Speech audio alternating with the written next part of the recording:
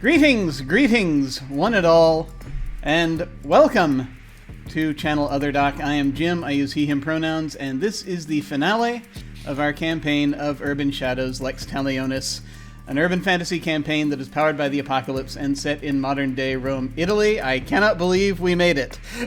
We made it, y'all! Yay! Yay! Oh, dear God. There's so much. All right, well, we're going to go ahead and go around and say hi to our players, see who they are and who they are playing. We shall start with Sara. Hello. Hello, I am Sara. I am Sara of Swords on the internet, and I am playing Kai, the Oracle, who has slightly fewer arrows pointing at them on the relationship map than they did last week, which is a relief. I may have to post that after we're done. Oh, it's beautiful. It's a beautiful mess. It's a massive spider web that we have created. There's so many lines. There's so many pointing to Kai. That's the thing. There were so many pointing to them, and there's just a little bit fewer because one of them's a statue now. Yes, now you've got some of the lines pointing the other way. So that's that's a market improvement. All right, and now let us head over to Lynn. Hello. Hey, I'm Lynn, flying Cirrus, she, her, and I am playing Mallory, the Tainted, who, also she, her, who is adamant that none of this is her fault. It's not. None of it. Absolutely not. Absolutely none of it. Not a single thing. Not the tiniest bit. All right. I'm too excited. I'm just too excited. So before we get going, though, as a reminder, like we do with other games on this channel, we are going to be using the X card, the N card, and the O card. If we hit something that's crossing a line for one of us, any of us can type an X in the Zoom video chat or anywhere else, hold up a card, make an X symbol, and we'll back up and do something else. If something happens that we're okay having in the game, but we don't want a graphic description of it, we can type an N in the Zoom chat, and we can fade to black on it or put it behind a veil. So it'll be there, but we won't go into detail. Finally, if we're exploring a topic or an area of roleplay that's particularly intense for us, but we want to keep going anyway, we can put an O in the chat to let us know we're okay and that we're all good to keep piling on the drama. Something else we can do is put an O with a question mark after it when we're moving into a difficult topic, or if we say or we do something and then think, maybe that might have been a little too much. Then everyone else can respond to that again with an X, an N, or an O to let us know if we're still doing okay. We're also using the pause. If any of us needs to take some time, we can ask for a pause in the game while we discuss things or just take a break for as long as anyone needs. So, as a reminder, just a few content warnings. This game may include supernatural elements, corruption, debt, and characters influenced through debt, drugs, supernatural means, etc., intimacy, mild sexual content, crime, horror tropes, noir tropes, and elements of the history of Rome, including violence, religion, slavery, and fascism. You can always type !CW to see that come up in the chat. That is also on rotation, so it will pop up from time to time periodically. Also, please remember that we have an open door policy, which means that any of us and any of you can always feel free to step away from this at any time if any of us needs to. It's just a game, and mental health is always more important. So, we are here. We are here at the end. And I am going to do, as is tradition, a recap. As is also tradition, I have not read the recap since I wrote it. So we're gonna jump in and find out what happened previously. Penultimately, on Lex Talionis, Kai and Mallory found themselves in the parking lot of Palazzo Doria Pamphili, facing a group of hunters known as the Warriors of Apollo, a cult hell-bent on acquiring the mantle of the Pythia, Delphi's original oracle, currently possessed by Kai. The group's leader, Iliana Kontos, had brought along the freelance wizard-for-hire Nicholas Voltaire, whom she'd hired to transfer the mantle of the Pythia to her through magical means, though it soon became clear that Voltaire had no intention of harming Kai. Also present in the parking lot, conducting business of their own, were Erica Valenti, a Vatican-associated hunter, the vampire Julissa Pavia, whom Mallory was under instructions to find and obtain a stone tablet from, and 2 werewolves of the local pack Via Lupus, Diana Mancuso and Dr. Dino Bartolomei. Mallory and Kai fought with the warriors of Apollo there in the parking lot. In the course of the battle, Mallory summoned a swarm of minor demons to fight alongside her, and also Diana, who joined in, to help defend her own group. Voltaire cast a spell to teleport Kai, Ileana, and himself over to the palazzo's courtyard, using a coin that I neglected to fully describe at the time, as things were happening very quickly. But which I think Kai would probably realize, perhaps as an afterthought later on at some point when they might have a time to think, that it might have looked a little familiar, that coin, and that they had seen a few very much like it a short time before up in the palazzo's reception room. Julissa, the vampire, ran off down a side street holding the stone tablet, which is apparently a thing that they had there in the parking lot they were looking at, and its writing was now glowing, much to the surprise of Erica and Dino, who pursued her. Mallory and Diana quickly gained the upper hand in the fight, and while they were finishing off the cultists, Kai put a curse on Ileana, turning her to stone. Kai then was approached by the Revenant Virgil Williams, who had been participating in a mystical interrogation there in the courtyard. He advised Kai that he, along with veteran weaponsmith Roxy Everhart and the local importer Mia Vargas, had the undead spirit of the magician Count Cagliostro confined and were trying to learn details about an impending invasion of Rome by an army of the dead. It's just dawned on me how ridiculous all of this sounds if you're just joining us now, but I swear there were things leading up to all of it. Haven't gotten to...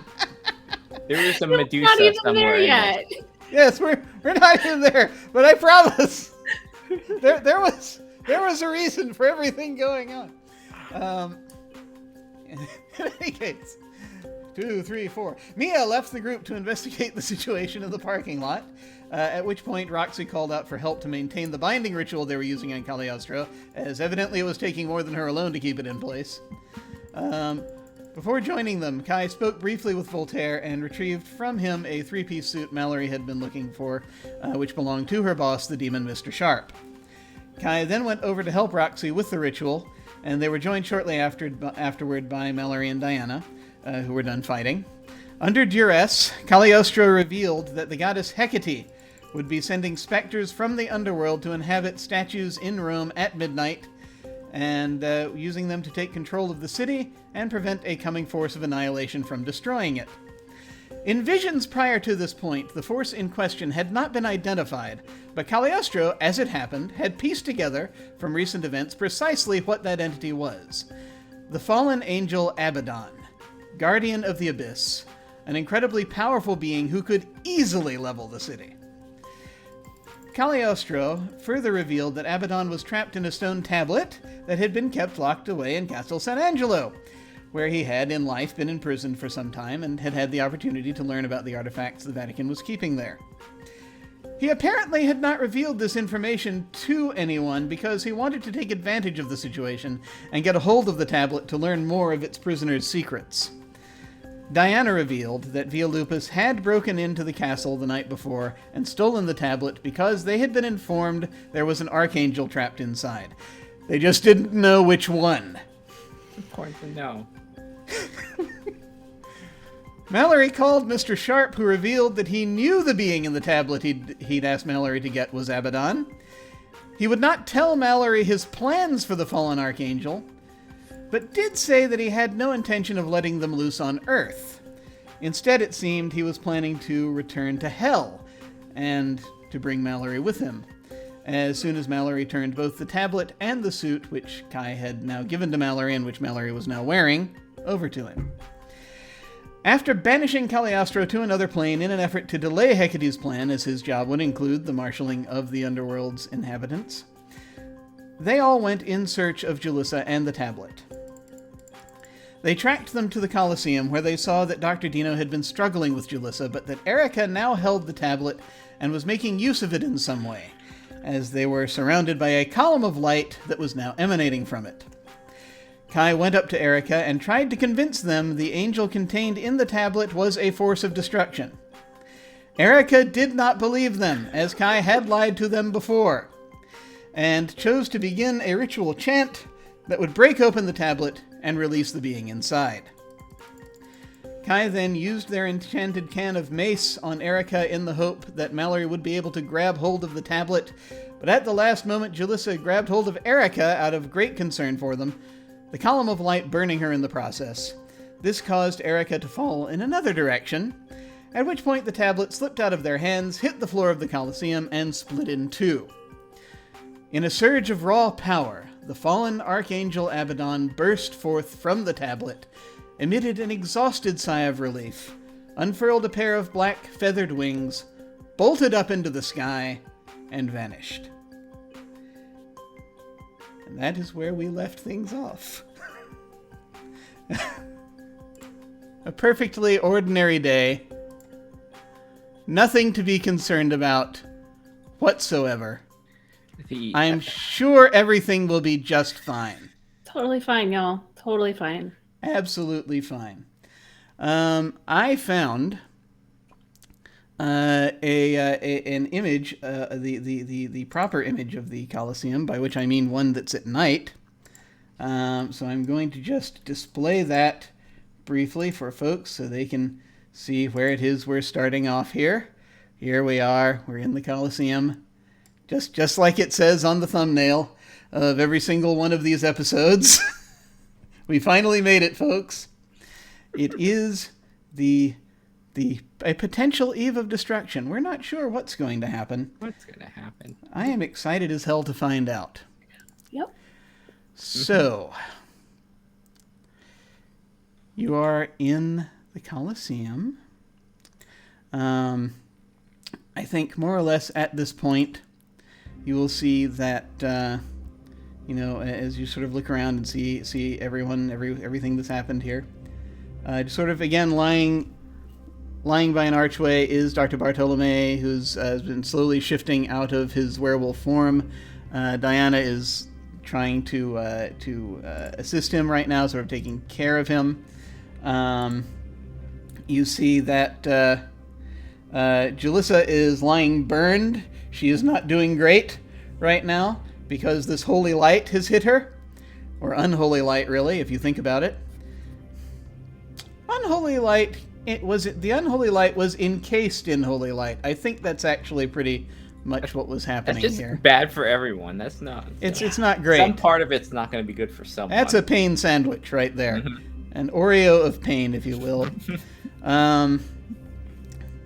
Erica is just sort of there looking very defeated, and then also, well, shocked, actually. Defeated might be the wrong word. I don't know. I don't know that they're convinced that this is entirely bad, what's happened, and they're not sure who to trust. But they're just like, they're looking up into the sky kind of in awe right now. Who else is here? Let's see. Roxy is running up with a potato gun that she has pulled out of her bag. It's a pneumatic gun that she has modified and fired something, we don't know what. As of yet. She's just sort of getting closer, along with Virgil, who was standing there also looking somewhat dumbfounded, having tried to grab Abaddon before they leapt away. They flew away. And I think that's everyone who's here. Kai and Mallory, you are there. What would you like to do? Well, crap. Shit. That is not good. No. No. Shit. I don't think that gun's gonna do it. No, I don't think so either. Just sort of lets it sink. Okay. So, anyone know how to deal with a fallen archangel that was let out of the tablet they'd been stuck in for how many thousands of years? I think that is way above my pay grade. Yeah. Mine too, says Virgil. He just sort of is looking up. Roxy's just sort of like, okay, I just gotta think about this. Wait, you guys are getting paid? They both laugh because it's just kind of like, It's no. Sultry. All right. Okay, so I did have, as it happens, I've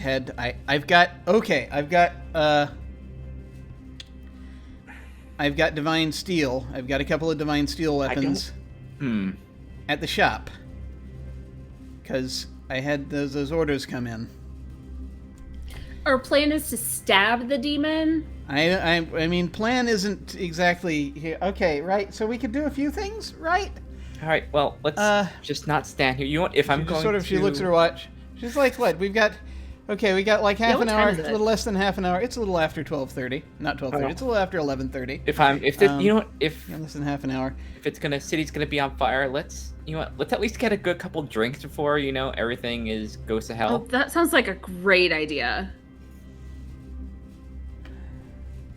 We can Genuinely. discuss who we can. I don't know. Anyone has any ideas? Maybe. Yeah, Virgil's just sort of like drunk. Give ourselves a good planning sequence. Yeah, in a bar. Yeah, that'd be good. Yeah. I am all out of ideas of this. So, and this is Kai like scratching their head and just sort of like trying to piece together a few things. Hecate is sending an army of the dead to inhabit the statues at midnight to defeat Abaddon. Presumably, that's what she's doing. I don't presume to know what the goddess of whatever Hecate is goddess of. That's Sara talking.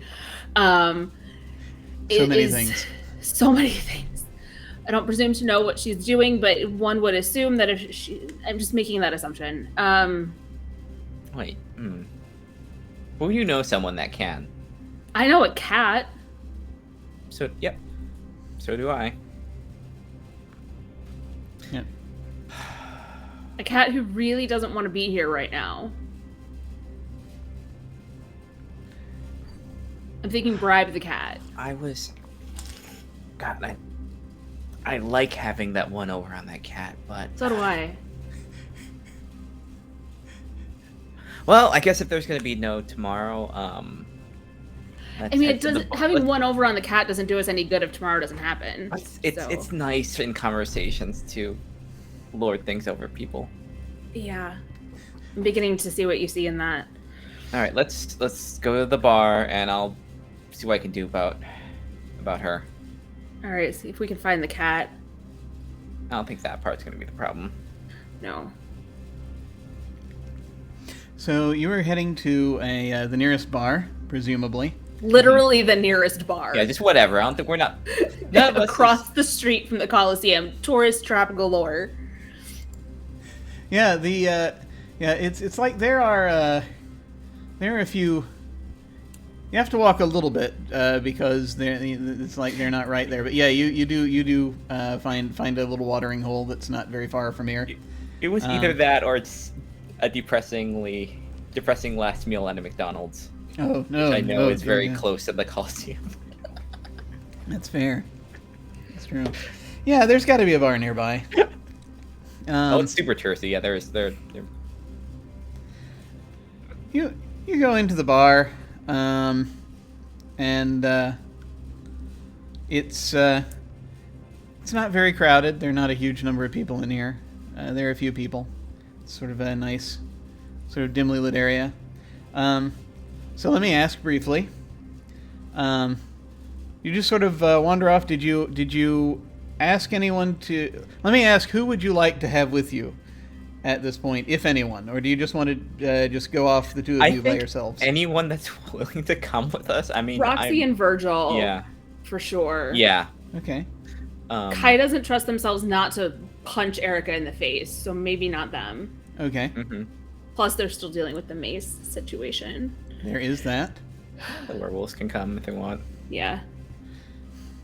I think that, like about before we get too far away from the Coliseum, Kai will walk back and stick their head in and say, anyone who wants to help prevent the end of the world that just got unleashed, come with us. We're getting drinks. Diana tells you that she will be along in a little bit. She has to get just to make sure Dino's going to be okay. Some of their places aren't very far from here, so so she can get him there and back in like just a little bit. So, in a few minutes. So, just wants to make sure that he's safe before anything else happens. Okay, so you're in the bar. And the werewolves... Diana is not with you, but she probably will be soon.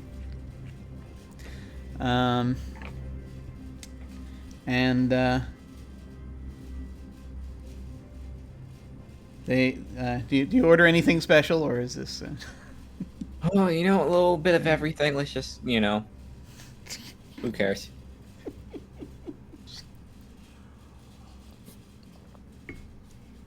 It's a tourist bar, so they have American drinks. Order stuff that, Apocalyptic. This bar might not... None of the bars might be here, so let's just taste of everything. Let's see how... Let's see how this goes. Yeah, when you mention apocalyptic drinks, Roxy immediately orders a Long Island iced tea. Valid.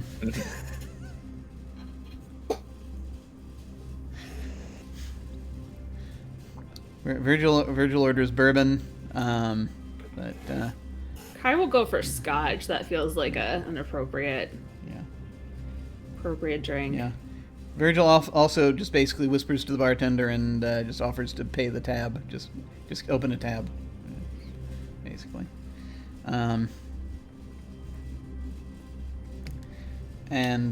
Yes. What's Mallory drinking? I think I was just get some shots. So let's just get let's get the whole round of tequila vodka. Let's just get. It's been a night. She, I think, turned off her phone. He doesn't want to for sure there's gonna be an angry text if there is gonna be one. So it's like, you know what? I don't want to deal with this right now. I'm sure that's gonna happen soon. And drunk. Yeah. I'm sure that is gonna happen soon. This is no doubt. In these first few minutes, after 11:30, you do that,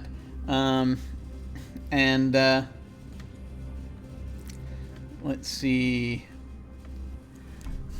Roxy's been kind of sort of drawing on a napkin a little bit. She's like, all right, so there's I can think of about 4 things maybe we can try to do, but 4 things, that's a lot. You well, I mean, There's just 4 of us. I don't know if any of this is going to work. I mean, so we can try. I mean, we can try fighting them. I'm gonna go out on a limb here. Fighting, but I do not want to fight something that is. Yeah, that's probably not great. No, like I said, I think I got a couple of blades that might hurt them, but I don't know. It's like we just don't know. There's so much we really don't know, and we haven't really had a chance to research. There's a couple types of hurt. There is, ow, this tiny thing stabbed me, now I'm pissed hurt, or is there this might stop? Well, that's the thing, is it's I know they work on regular angels. I don't know if they're gonna how well they, and I know that to a lesser extent in theory they would work on archangels, but it's hard to know, right? Until you actually do it. Do we even know where Abaddon would be going? That's a good question. Maybe. Yeah, maybe. I do distinctly remember vision-wise in Kai's scribbling on a cocktail napkin with a pen they found in the booth. The city of angels, that's a movie. The Bridge of Angels was very much on fire. Yes. Nicolas Cage was not in this vision, but it's entirely possible. Nicolas Cage is the archangel. So I think that, Jim, that's what would make this go too far. It'd be too many things, too ridiculous. If Nicolas Cage was involved. Yes. Now, Nicolas Cage is right now very safely on just a couple thousand miles away from here. He's an ocean away. Yeah. So, Bridge of Angels, probably not the safest spot. Were there any other landmarks that I saw that were... I know that there was the Castle San Angelo with, the door in the clawed hand, but we've passed that point. Yeah, that was right by the Bridge of Angels. So that's. But there was. On the other side. I remember something about the Bridge of Angels being on fire. Maybe. Yeah. Yeah, I think there's. Or sorry. Yes. There was a definite. A lot of conflict around the Bridge of Angels and the castle behind it, and the fire spreading out, sort of an army arrow-like heading toward the or something arrow-like, some force heading arrow-like toward the bridge, and then across the bridge and trying to blow up the castle. Let me see here. Yes. So there was that. I think I'm just kind of going through visions and like checking off what's already happened. Yeah. Meanwhile, Roxy is like, okay, so I mean, if fighting's off, then we can try. I don't know if we can find something else in the next 25 minutes that'll that we can use as a substitute for that tablet. There are only like 1 or 2 people in the city who might be able to pull off something, and I don't know if they're gonna have enough time. There's a possibility of trying to banish them if we can figure that out. And then there's like, we could talk to them. But that's just kind of try to talk them down. But there's the only other things I can think of. What have you got?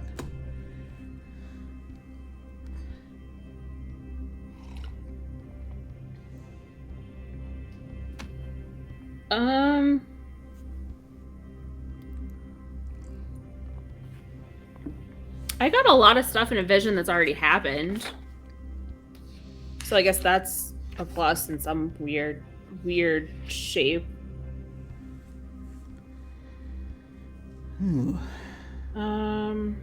Kai's writing this down, right? Sure. Yeah. It's like, I mean, some of it doesn't sound that bad. Although these other ones don't seem, everything on fire isn't great. So, nothing else? Nothing after? I don't know how this works. So I got... Oh god, this really is 2 days, isn't it? 2 days ago. Just a day ago. That feels like so long ago. Just. So, going back to my original vision about lines of power coming from the Vatican, I have a note, something hidden working its way up to Nomentano. Animal noises is obviously the werewolves. And then a line of fire across the Bridge of Angels to Castel San Angelo. And a massive explosion. We have not had a massive explosion yet, have we? Or was that what? No, you've not had any literal massive explosions. I don't think what happened in the parking lot. I don't think that counts. The car exploded, but I don't think that was no. No, I don't think it was big enough. If you like, I will fill in here that the thing going up to Nomentano was sort of this circle. As you're sort of looking at it and figuring it out, was the circle coming from the Vatican around the outside of the city. Okay. And it went up through Nomentano, it was going up around, and was probably going to meet with itself on the other side. Does it match the subway line plan? It does. Yeah. Okay. Oh. Okay. God, there's so many ways that could go bad. Yeah. I have all these notes and none of them are useful. Mallory's None. gonna just take a long shot and just bring up the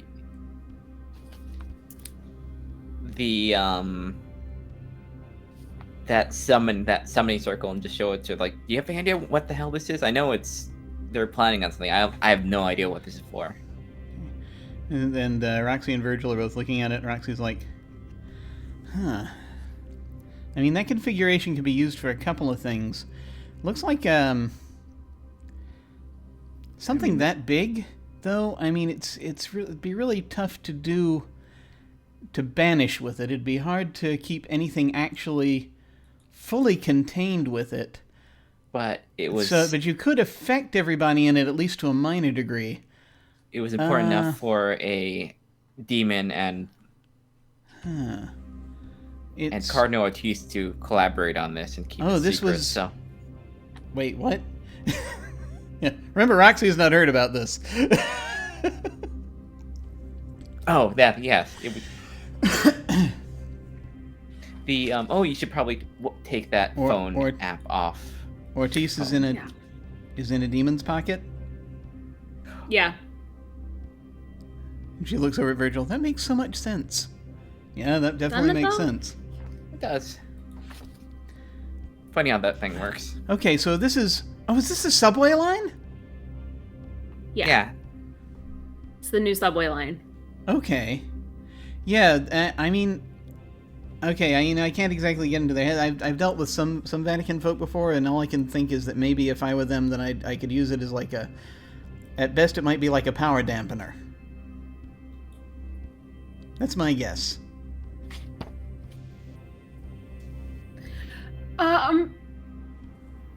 No, that's not a plan. That's not even a thought. Shoot. I mean, we're running low on options, so I mean, shoot. I mean, if they've got like, I don't know, if you think maybe, if you're thinking along these lines, if you want to use something like this on Abaddon, maybe... It's not finished yet. Yeah, it's not finished yet, but if they got something... If they got whoever's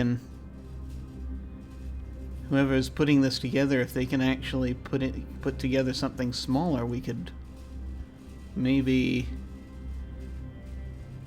same principle, right? But just use it on the one entity. So we contact the corrupt cardinal and the demon and say, hey, we don't like the plan you're doing for the subway, but it's actually really helpful in this one particular instance. Can you do it in a smaller area, like a neighborhood? Because we need to find an archangel. Yeah, I mean, it's a terrible idea, but they might be able to pull it off. I gotta tell you, I don't think we're gonna come up with any ideas tonight that aren't terrible. That's fair. I mean, as long as it's not me talking to Virgil toasts the demon. Drinks, I can talk to the demon. As far as I know, the demon and the corrupt cardinal aren't interested in me, so that's like a plus. I mean, in theory, but you know how they are. That's a big theory.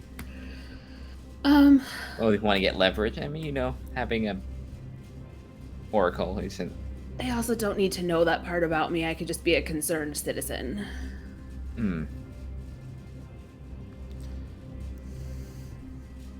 And at this point, more or less, you're going to see there's a TV behind the bar, because there always is. You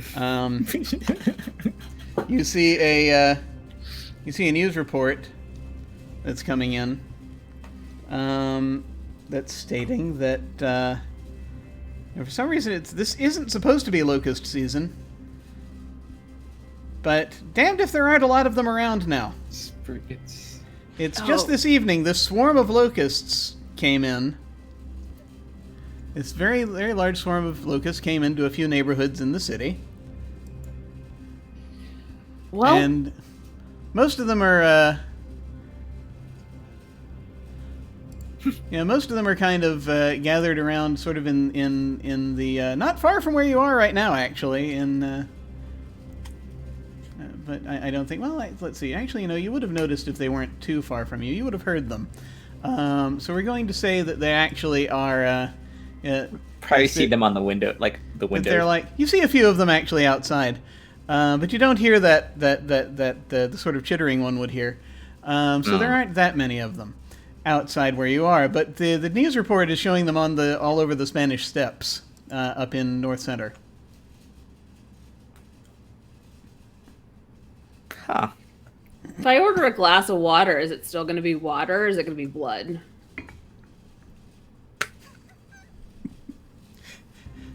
Would you like to try ordering a glass of water and see I what would happens? very much like to order a glass of water. They pour a glass of water. They slide it out to you. It looks like water. Okay. Maybe a little dense. Stick my finger in, just make sure it's still water. Could be a touch irony, but no, it's water. It's water. Okay. All right. Well, we're not there yet. At this point, though, sort of looking outside, Diana will walk in. And she just sort of looks around, looks and approaches.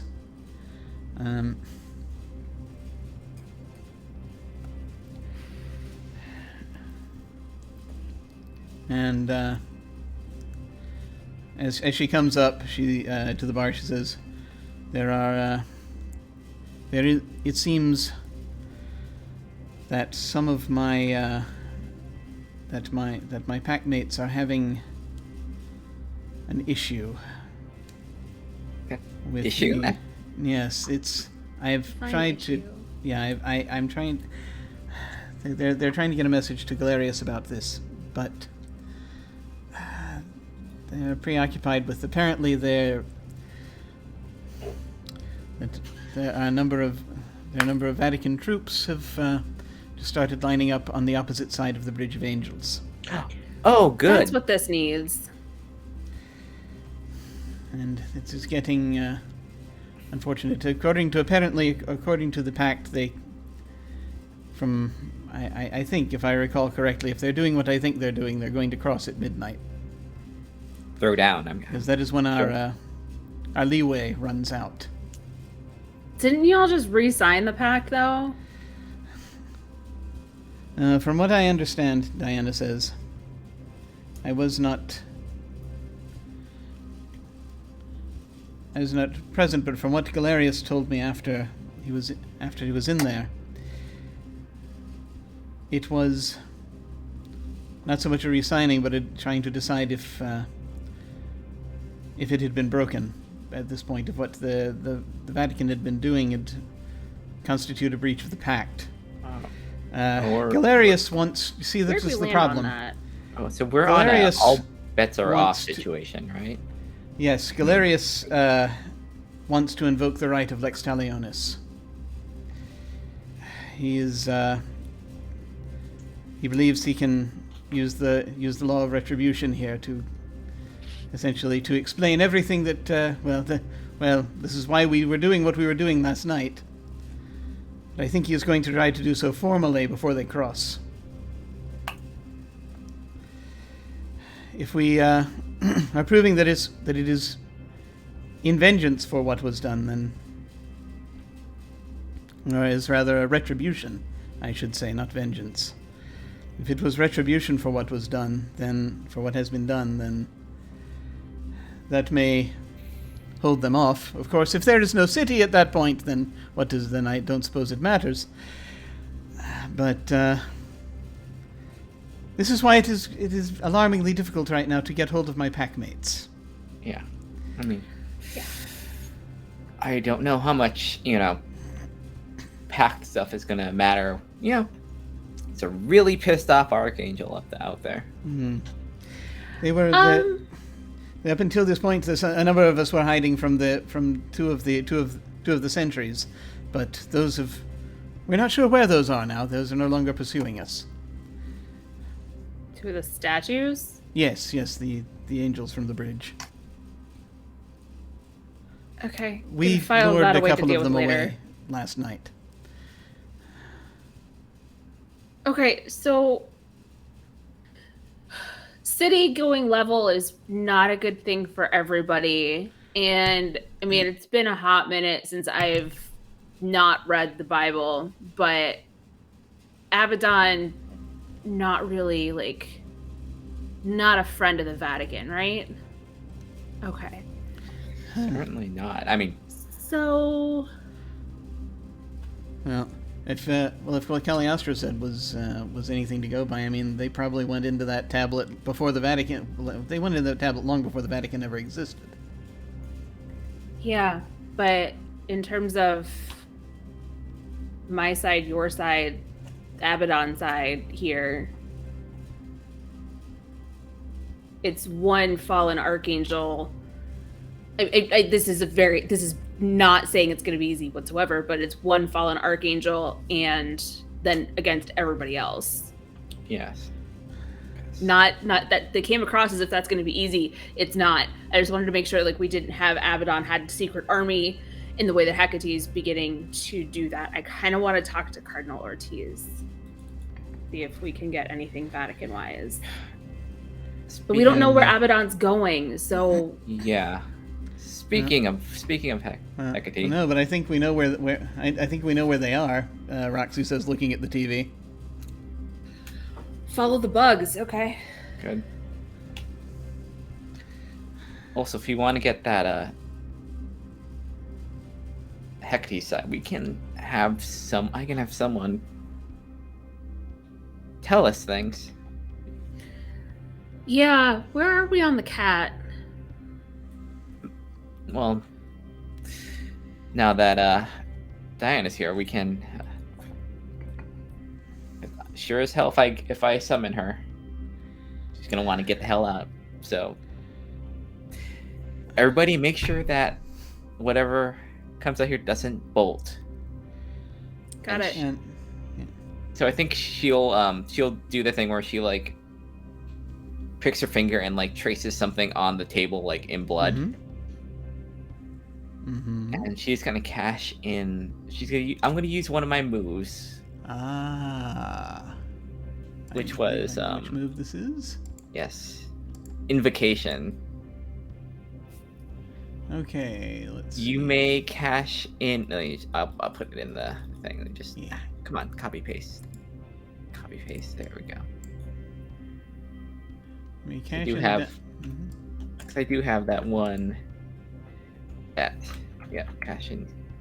You may cash in that way. I want someone to appear in their presence. So you can cash in your debt to appear in I assume Gia's presence? The other way around. We want Gia in the bar. Yeah.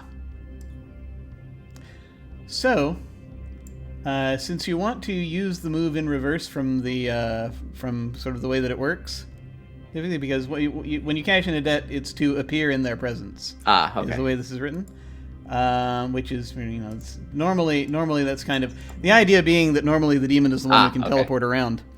But if you want to reverse that, I will let you. I will allow you to attempt it if you would like, but I will ask you to. To let it out. Okay, let it out. Okay. For us to, as that is your intention to kind of invert the normal relationship here. Yeah, and you think you can do it, I think, because Gia is, is also a servitor in a way. It's also basically, you know what Gia is. Mm-hmm. And so you think this is something you could conceivably do. Okay. And what I'm going to let you do here also, because I'm going to play with mechanics just a little bit. It's going to be. I'm going to use cashing in. You're cashing in the debt, which when you're trying to convince someone of something, if you use it for that, then that gives you a +3. So I'm actually going to let you add that to your let it out roll. Cool. So excellent. You're going to roll let it out, and you're carrying, and you have +3 to this roll. +3. Oh, so that's 12. That's 12. Which is advanced because I'm in your presence. Nice. Yes. Oh, shoot. There you go. Okay, advanced let it out. Let us now open the tome. This is the first time that's worked. Yeah. This is the first time. I'm a conduit, do something with it, and it finally worked. It's like I was hoping this wasn't gonna be like, the fly, and it's like teleporting the baboon inside. It's like, oh, oops. Blood magic went weird. Let's see. Let me see where this is. Let me find the advanced let it out. We've actually finally got to do it. We have never used it before. Let's see. Desperation. This desperation just do everything. It can't get worse. Okay, let me find advanced moves if I can. Let me see. Wait. Yeah. Where is it on the Moves, thing? advancement, 175, 175. There we go. All right. Oh. Advancing your moves. Here we go. Let it out. On 12 plus, your powers or abilities manifest in an unexpectedly useful way. Mark corruption to make that manifestation permanent. So, yeah, I think that what that's going to mean here is if you want to, so as we're clear here, as you are using this initially here to so you cash in a debt, you're trying to summon Gia, and you may, if you wish, spend a corruption to make this a permanent thing where you can now cash in a debt to summon people to you as well as going to them. Sure, why not? It's been a day. Awesome. Excellent. So this is now a thing you can just do. This is good. This is not going to be something that she misuses ever, assuming that we get on it. Never at all. Okay, so what does this look like when when you summon Gia? I think this circle is big enough for a cat. I think it's gonna also be like it's gonna be very, very strange looking because it's like it is reversed and it's also acting. It's not demonic summoning. It's like it's going through different like kind of planes because it's like, you know, Hecate's and doing some other things. So it's like it like glows weird colors and there's like sparks and stuff coming out. Like it looks not right. It's not like it looks like it could explode in a second. It looks like highly, highly unstable and dangerous. Excellent. So this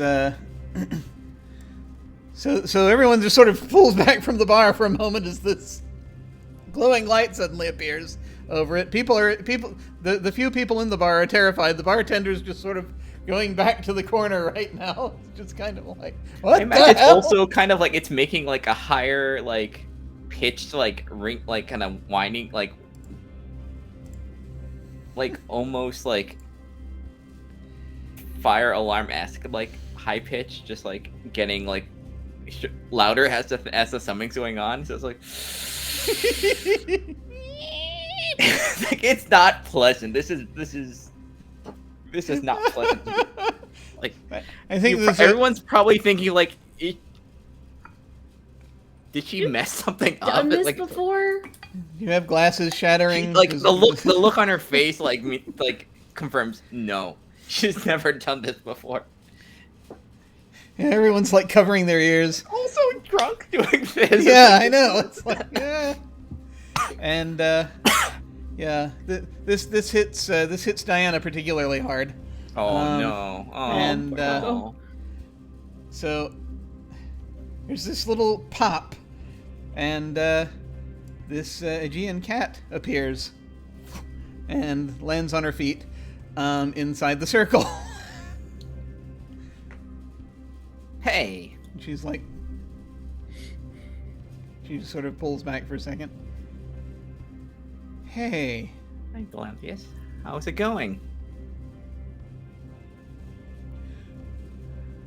That was... What? Yeah, times are hard. And we have questions. And, so... I think you owe someone some answer for what's been going on. And she'll look at Kai. Hey. Hello? Hey, how you doing? I was trying to take shelter, and now I am here. This is very confusing. I know the feeling. I really do, and I pat her on the head. Give her little scritches. Yeah. It's like, it's okay. It's gonna be okay. Yeah. You see a few various reactions from Roxy, I who think- sort of I looks at think- her drink for a second and shrugs and continues I drinking. think Mallory gives Gia to like a dirty look, like, don't do this shit. Don't like do the cute shit right now. I know this. Don't pull this shit. I think that Virgil just sort of is nonplussed. Virgil might have known actually that Gia can talk. We don't know. Virgil seems the type. Diana's just sort of got her arms crossed as she's sort of recovering. Mhm. The bartender's just sort of sits quietly down on the stool behind the bar. Poor It's guy. just sort of as you can see him sort of processing the thought, is that cat talking? Yes. And so Gia is like, Gia is succumbing to your scritches. Okay.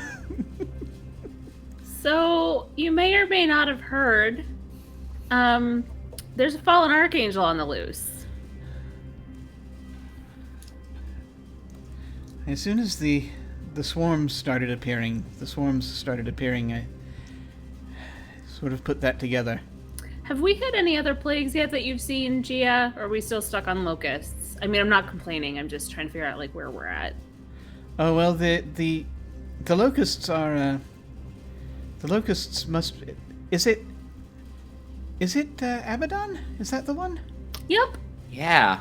The locusts belong to them. They sort of. They want to be near Abaddon, probably. Oh, okay. So we're Good. not going through the full plagues of Egypt. We're just like No, going through one. I don't Okay, that makes me think feel so. better. It has been a very long time, but I seem to remember that was back when Abaddon was active. Flies of that was Beelzebub. I get it. Yeah.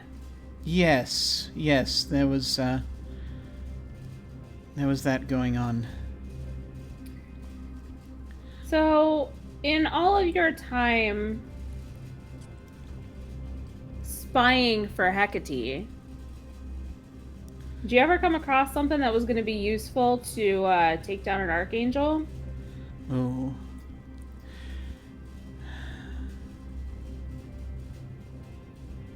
Well, Do I have the coin, I the know- cat coin, or does Gia have it? I think Gia gave you one of the coins, so you Okay. should still have it. Okay, I take it out of my pocket and do like the rolling it over my fingers thing. Yeah. Yeah. She's like, oh, hi. Well, it has been a. I have. It is difficult because it is usually, they can be killed. It will generally require a great deal of power and effort. But usually there is a shift. The trouble with taking down an archangel is many of them are tied into things in the world, so there is a shift that happens often as a result. So you'd have to be prepared for that. Let's see, the Abyss has been in a holding pattern for the last couple millennia. And so it really depends what Abaddon decides to do with it as to anything that will happen now. But if Abaddon is removed, then the Abyss will no longer technically have a warden. Granted, they weren't there to do much anyway, but it is possible that the things in the Abyss might be able to get out. I'm not sure.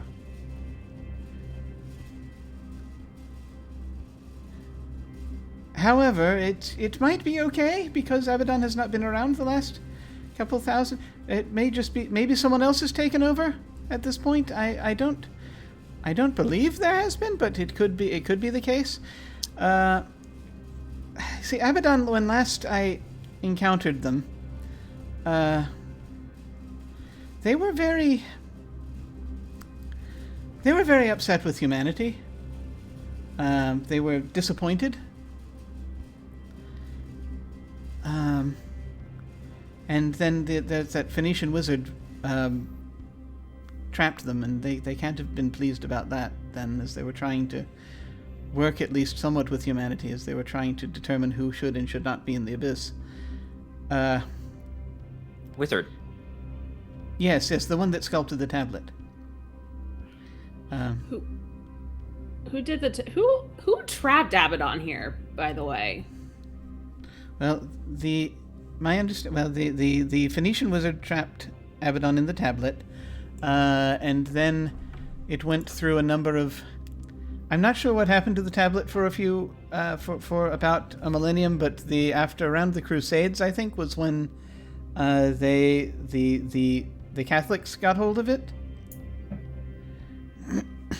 I think, if I remember right, it and a number of other things, and so that's probably just sort of how it ended up at the Vatican. Abaddon was very, it was very important to them that they be doing their job properly.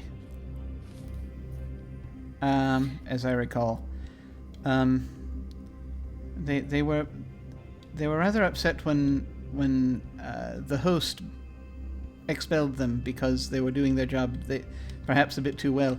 It was very upsetting to Sandalphon. I mean, actually, if anyone probably could if you wanted anyone with more insight into it, you should probably talk to Sandalphon.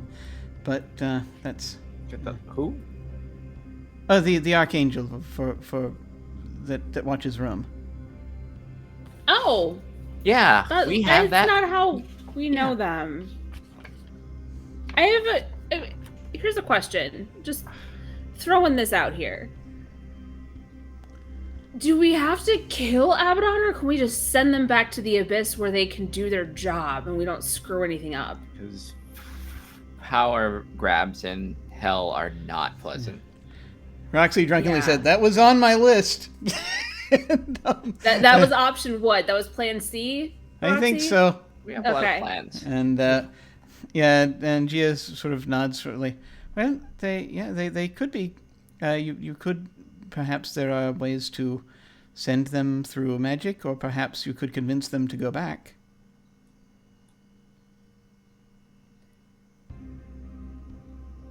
Either way. Convincing doesn't seem high on the doable. Yeah, since we're really bad at that. Also, if they seemed unhappy in the first place, being stuck in a tablet for a millennia is not going to help anything. But they liked doing their job and doing it well, so we give it back to them.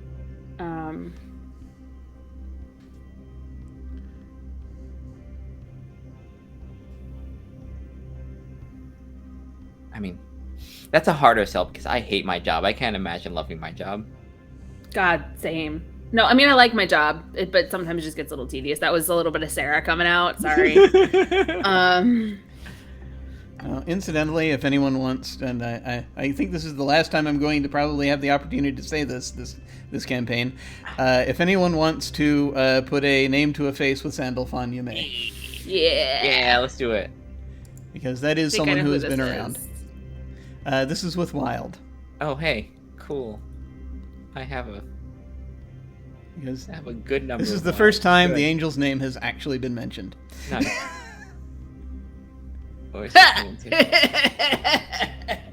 How do I know things? Why? How do you know these people so well? I don't know. Mallory just knows everybody. Kai knows That's nothing. awesome. I know, I've rolled very well on the name to face for someone who this disaster knows people. I don't know. Sandalphon does not appear to a lot of people. So, Kai, you do not know them. You have not met them.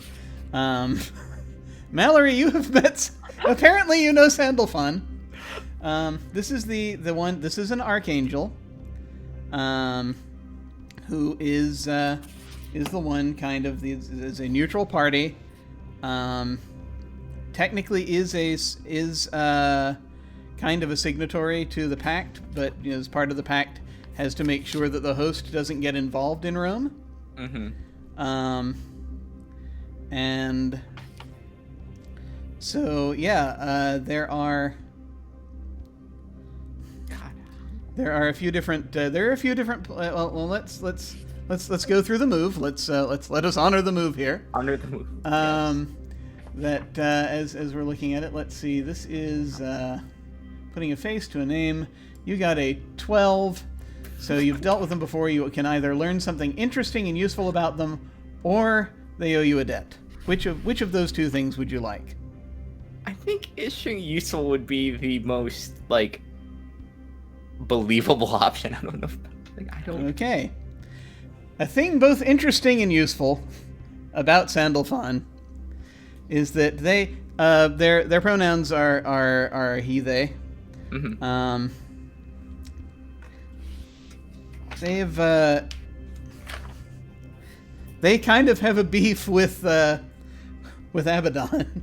to an extent. You think, if you remember right, there was and it's perhaps just clicking into place now. There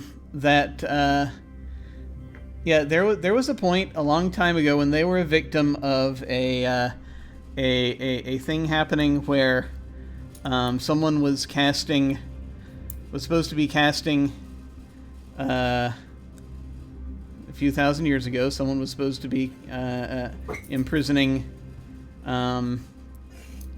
supernatural creatures of who had gone too far in the abyss, and they apparently that was something that the Abyss's warden did to Sandalphon. Sandalphon subsequently escaped, but that was. And then you seem to remember Sandalphon saying that then they had them. Then after that happened, there was retaliation, and that Archangel was kicked out of the host. So, and you're now putting it together that the other Archangel that he was talking about at the time was Abaddon. Yeah, I imagine that host politics doesn't rank. It probably means something to Mr. Sharp, but not necessarily to Mallory. That's not her. So she probably it was probably some job where she had to be there, as observer or representation. Yeah, and I'll say if you think demonic politics is twisted, I think angelic politics. Yeah, this is. So I think this comes out slightly a little confused at first. I think she's somehow oh, that name. Oh, is it So I think they have some big beef with. Angel names kind of just jumbled together. They're so long, but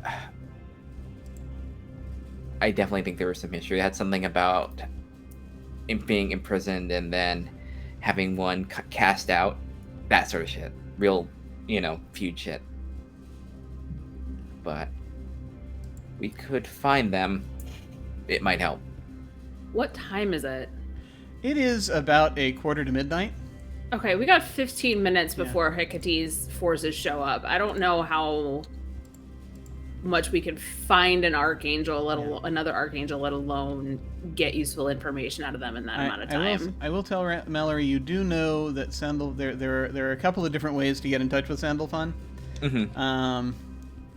And whether they respond or not is a question, but when they do, they can respond immediately. Mm-hmm. There are a few different places in town where they will hang out sometimes, but then the other way to reach them is by praying, because that's basically their job is to deliver prayers. I think. Oh, I think answer prayers. That's Sandalphon's job. This look of disgust comes over Oh, of course. We could. There is one way we could find them, or tell them that something's up. She looks around the bar, and it's this is a long shot. Anybody soul isn't damned and is religious in any way. I mean, it's not gonna work. So, you sort of look around the bar.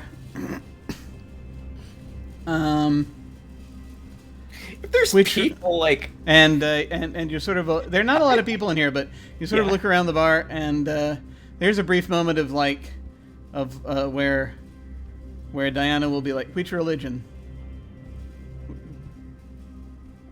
Oh, that religion. And just because it amuses me, I guess I don't. Very slowly and timidly, the bartender raises his hand. Oh, buddy. You, come here. Okay. All right, You might save the world if things go right. Oh, okay. What? I don't understand anything that's happening right now, but I know that cats Honestly, cannot talk. You know what? Neither, for certain parts, are we. So we're all in the same boat here. So, all right. How well do you know your angels? Well, no, I am. I'm versed in. I know most of them, I think. Okay. What I'm gonna need you to do is pray to one in specific. Settle down with all of your hope, all of whatever stuff they respond to, like goodness or whatever that shit is. Right? That's how that works, right? Yeah. That Abaddon has come to Earth and we need help. And try to pray about this bar as well. I mean, it's your bar, so. He looks down. He looks at the cat. He looks over at the image of the plague of locusts now sitting on the Spanish steps. I can't imagine that the bugs are going to be the best part of what happens. The worst part of what's happening. This is a lovely bar. I'd hate to see anything bad happen to it. You know? I mean, so pray like your life depends on it, because this is a lovely bar. It'd be a shame if something were to happen to it. Yeah. Okay. She works for a demon. This is the only way she knows how to do this. This is great. Okay, so you're persuading an NPC through threats. So that means it's time to roll persuade an NPC and see what results. All right, which one is this again? Oh, let's see. Okay, good. Persuade an NPC. That's hard. Okay, that's not the worst.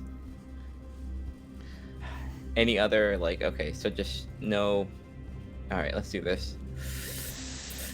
All right. There is, by the way, I should mention, there is lending a hand.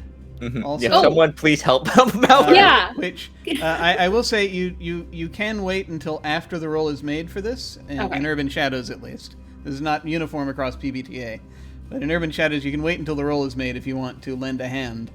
Yeah, I'll do that. To try to help out. If this goes bad, you will know that it is the mode of convincing was not. Yeah, let you figure out if you want to get entangled and everything, basically. Okay, that's an 8. So yeah, lending a hand's not gonna. It would only give a +1. So +1. So you don't need to really do that. Okay. But on 7 to 9, let's see. So, persuade an NPC on a 7 to 9. They modify the terms or demand a debt. I think this is going to be a case where it's like, okay, but if this works.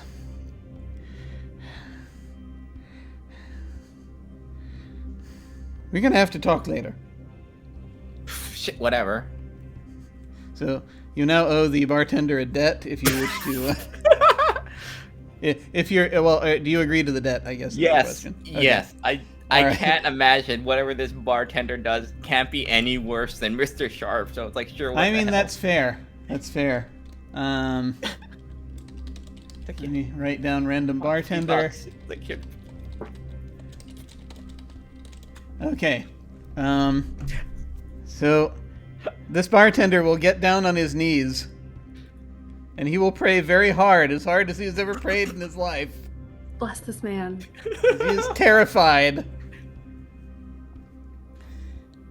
And If only he knew the people in this bar what we were, because we all look fairly normal. you'll see that on the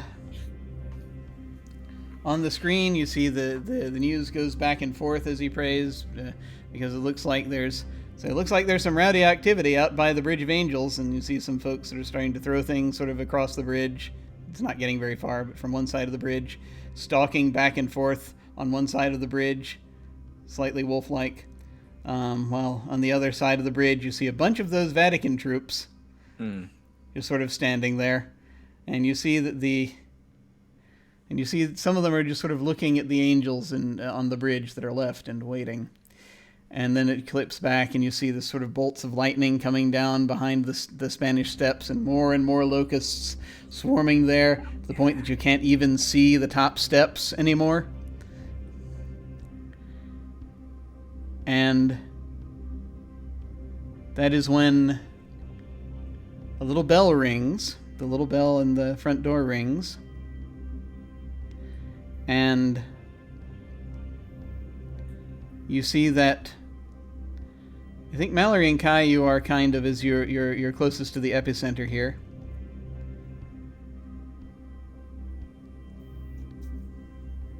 As this bell is ringing, you see everyone in the bar freezes in place. The door opens, and you see a very tall, lean individual in a trench coat. It's kind of a gray trench coat. Shuffles into the bar. They've got sort of there's a little bit of a shock of what would normally probably be a shock of sort of light brown, sort of blondish hair. It's light brown, really, sort of, but combed back. And they take off their, they slowly lower their sunglasses as they step in. And you see, it's a very gaunt face, very handsome face, very gaunt, pale face, as they lower their sunglasses. And you can see their eyes shifting slowly through all the different colors of the rainbow. As they look at as they look down at the bartender, they look at Mallory, they look at Kai, and they say,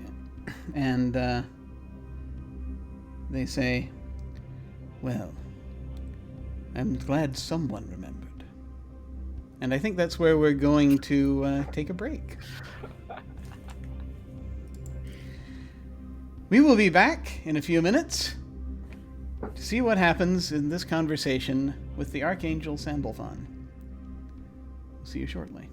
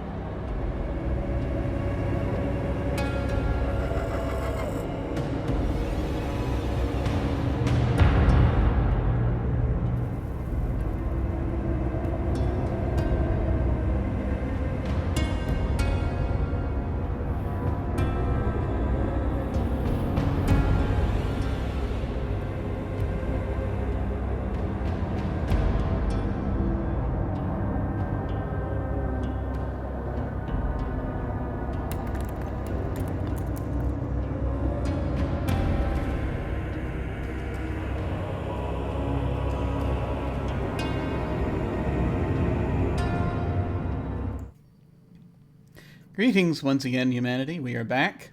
Well, let me fix something real quick so that it is easier to see the captions there. There we go. Okay. All right. So, you are in this bar. Everyone in this bar is frozen in place, unmoving. The TV is frozen. The locusts outside on the windows are frozen. The only people in this bar who are currently not frozen are Kai and Mallory and Gia, who is sort of curled up and you're not sure if she's asleep or not. She's sort of lying there with her probably not asleep. She's lying there with her head on her paws, with her chin on her paws, and you'll see this individual will sort of step forward and just sort of look past the bar, look down, see the bartender down on his knees, just kind of shake his head and shake their head. They'll stroke Gia behind the ears. Hello, Gia. Sandalphon speaks very quietly, so I'm going to do the unthinkable, and I'm going to bring the microphone into the camera shot, so that it is easier to hear when this angel speaks. Just sort of looks he looks over at you. I see you've decided to take advantage of a mortal to open up communications. You could have asked yourself, you know, he says to Mallory. I mean, you don't know. I don't necessarily pay attention to a lot of the things. I do know that, yes. And they turn. They're looking at Kai, and they will nod.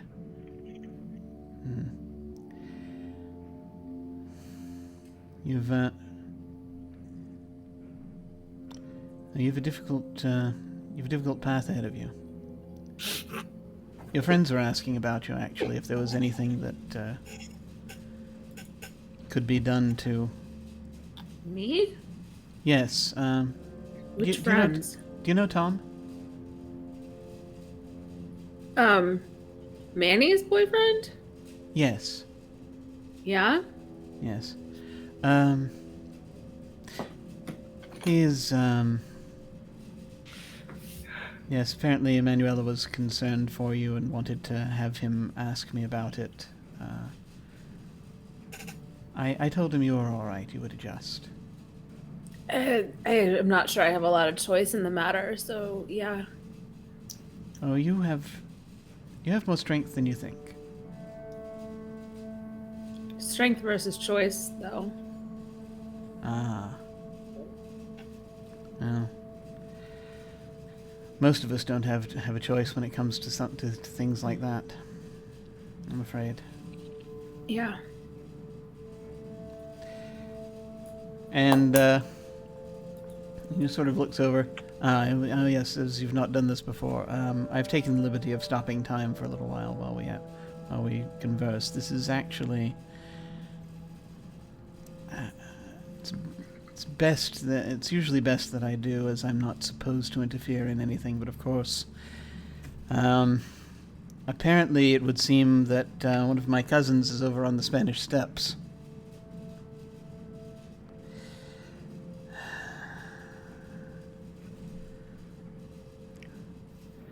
But,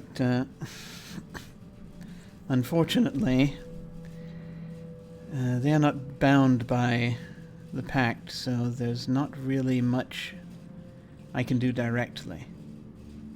At least not until midnight. There is, well, I suppose there is an option, but let's, but forgive me, this is your meeting. How can I help you?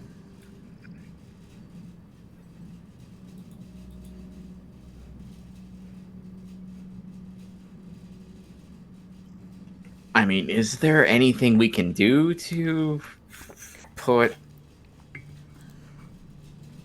them back into the tablet or something? Something where it's not, you know. Their prison is broken. It's the tablet itself will no longer function on its own. You could, if you had time, you could have. That sculptor would be able to make a replacement that might function at least temporarily long enough to get something more permanent going, but I don't think you have enough time for that. I think that imprisoning Abaddon in a similar way, unless you have already something that's made for such a purpose, it would be difficult. You might be able to repurpose one of Benini's statues, I suppose, but well, just depends.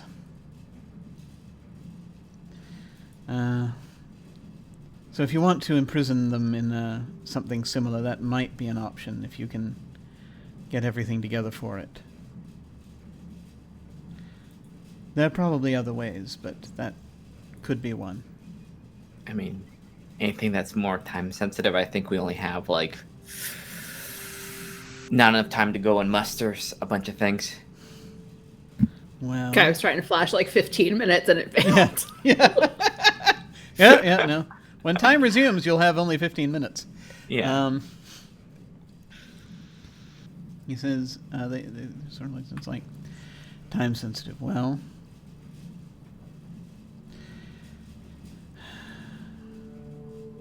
Ideally, getting them to return to the Abyss would be good.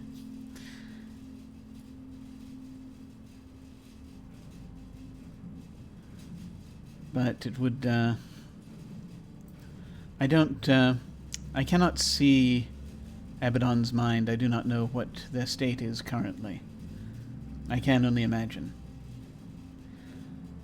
They might go willingly, they might not.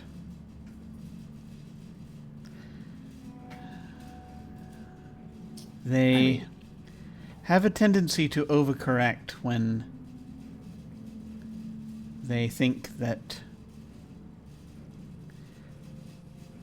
they are not being paid attention to. When they think that they are, that their concerns are not being met. It's how we ended up in rather unfortunate conflict.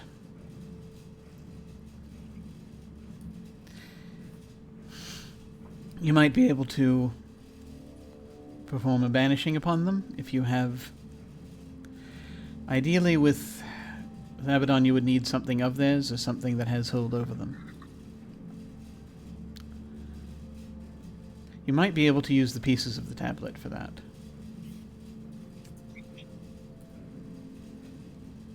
As that at least would have... That would probably have the most sympathetic connection of anything, unless you happen to get one of their hairs or one of their feathers or something along those lines.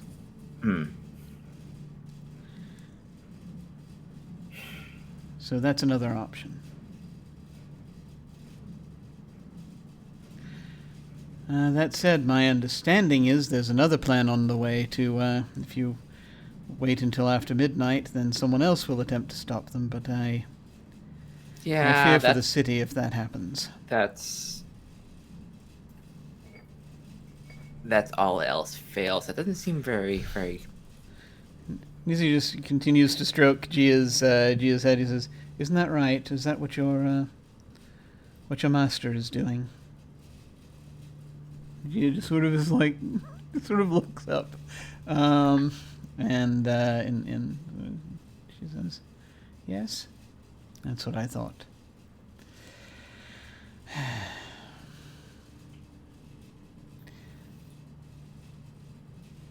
So In most other circumstances, I'd consider that overkill, but these are extraordinary circumstances. I mean, yeah, it's not looking great outside. If you must fight Abaddon, there is... Well...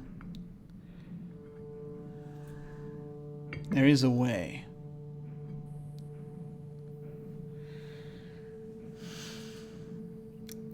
I am loath to do it, as again, I'm not meant to be involved. Mm-hmm. As you would need a... He says, but if you can find a blade similar to this, and he just sort of reaches into thin air Mm-hmm. and pulls out a... you see, for a moment, you see a sword that is not currently flaming, but it has sort of a sheen coming off of it. Mm-hmm. It looks almost frictionless, kind of, this thing, as he just sort of pulls it and twirls it for a moment. Yeah. I won't do it on mic, but like she'll do that like impressed whistle thing when he takes out and just kind of like says, like pressed. And, and so he says, this I would say would be something along the lines of your last option.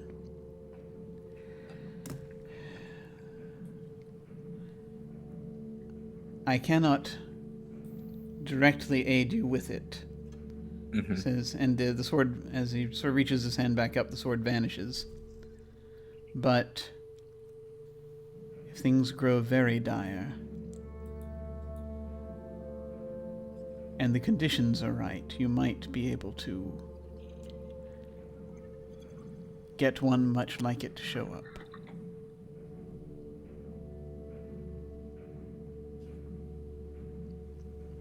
I mean, barring plan A, B, it's good to have a backup. I mean,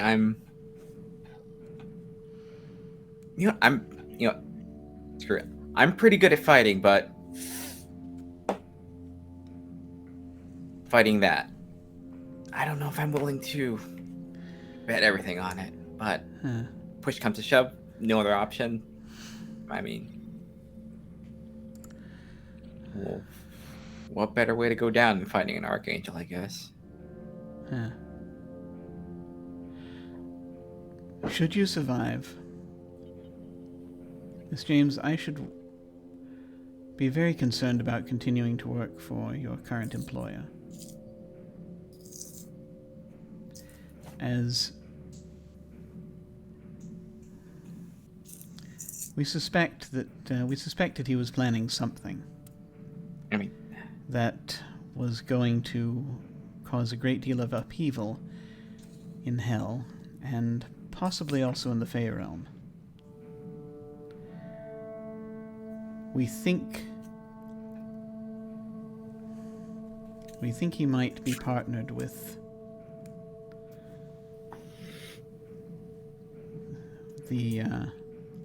with Duchess Gloriana on something, but we have not been able to determine what. Suffice it to say, well, now that Abaddon is released, he cannot follow through with this plan, but he may become desperate rather shortly. Do be careful.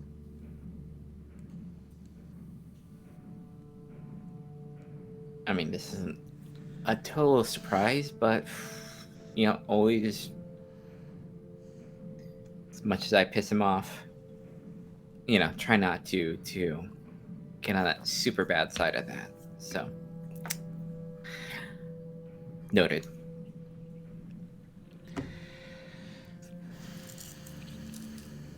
And he will then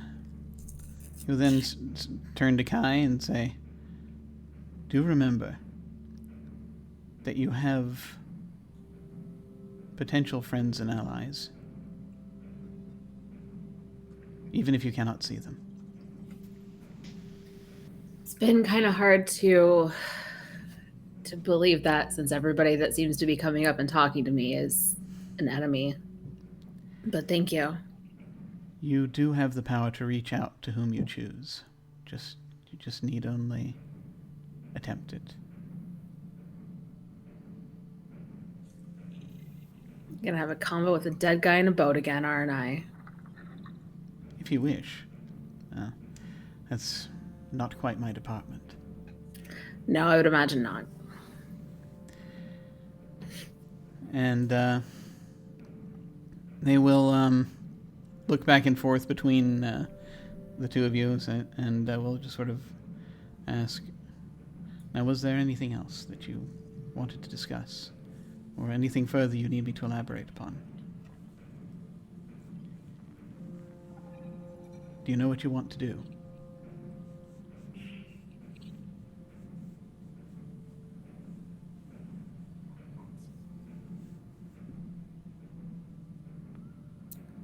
Kai, what do you think?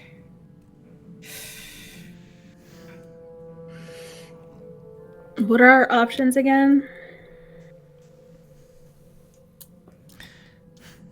We imprison, we convince, or we fight. I mean, last option we can do if I think we leave plan A. fight as plan not A.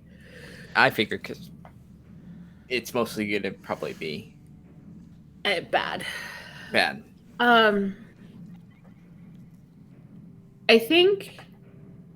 I think we try convincing. We have historically not been good at this, but I think it's worth a shot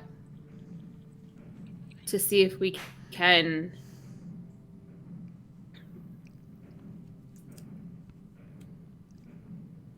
convince Abaddon to, not, or to go back to the Abyss. If that fails, try to imprison them again. And contingency plan 3, if that fails, we're probably dead and it doesn't matter, but we can try to fight. Potentially it should not be the two of us, just the two of us, or even the four of us. We've got, you could call Sharp. I don't know how much you want to do that. You could call Sharp. I could call Olympia. Get Charon involved. Because it seems to me the problem isn't just Abaddon. The problem is in 15 minutes, Hecate is going to have an army of the dead inhabit every single statue in the city, and there's a lot of them. There's a lot of statues. There's a lot of damn statues in this city. It's a good statue city. And it's got +1 tonight, because I made a choice.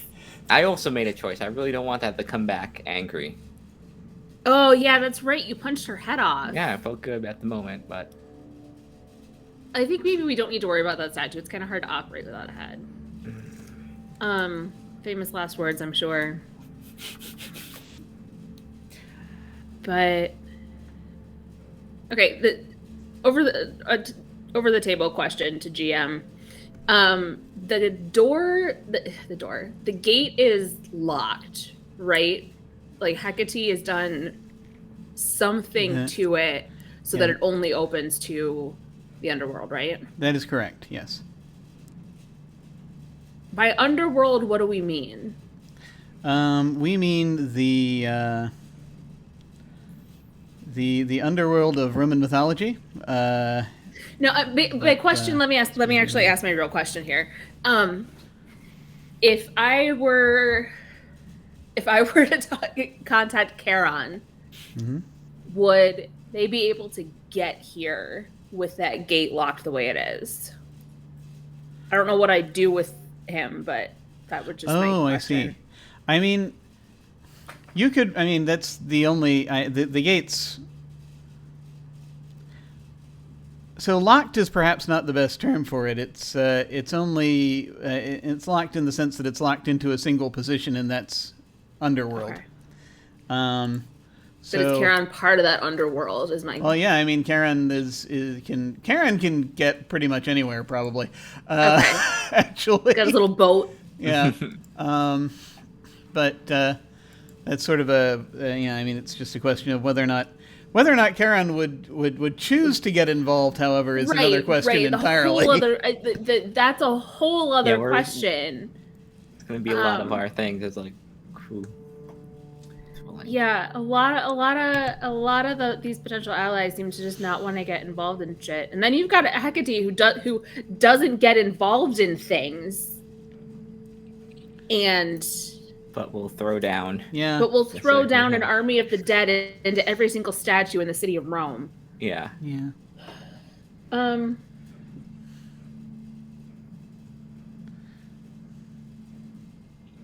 There is a thought and a plan that is forming, and I just need to give it like 30 more seconds to get into place.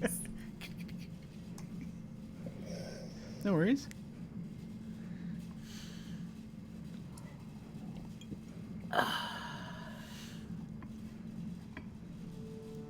What do I know about Olympians? Not Olympia, but Olympians.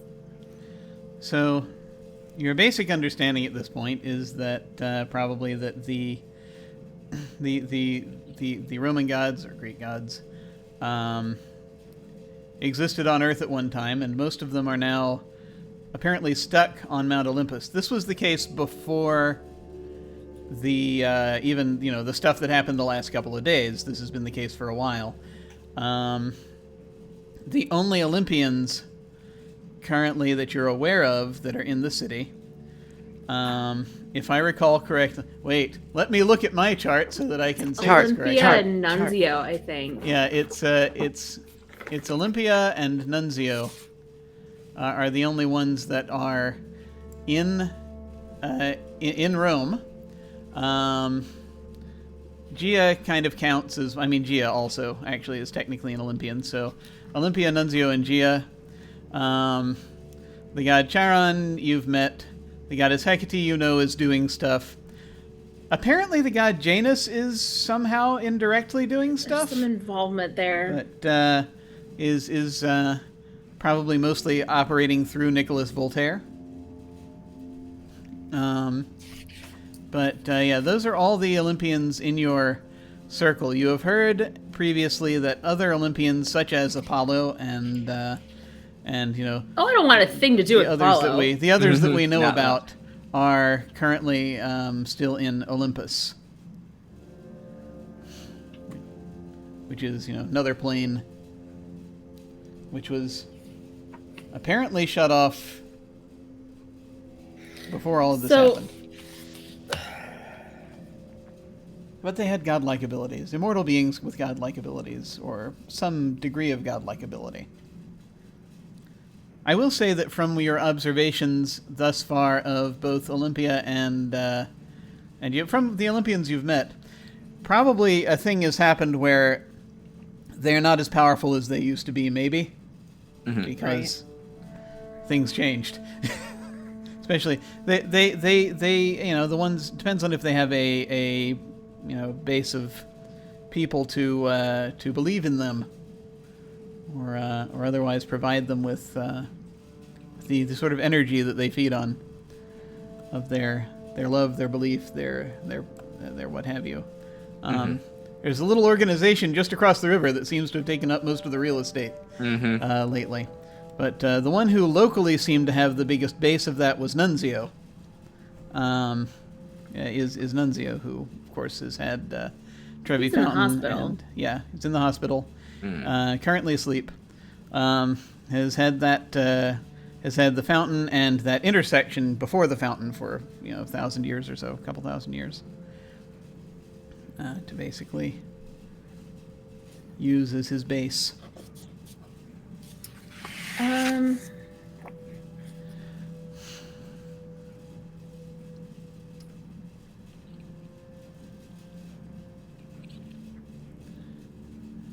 I hate not knowing what to do.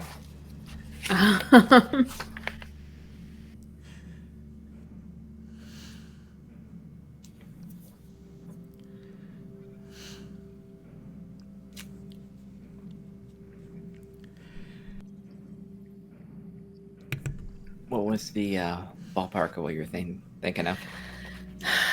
My plan it was a really ill-formed, loosely held collection of thoughts regarding Olympia being a Gorgon, statues. That's like as far as I got with it. I couldn't connect anything else together.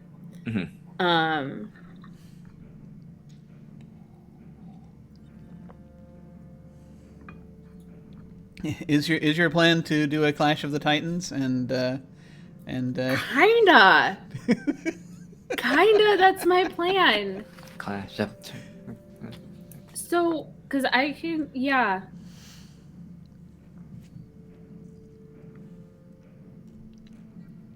Screw it. If I think about it too hard, it's never going to happen. Just, I can think that to death, and you all can stare at me on stream, just like staring silently at my camera.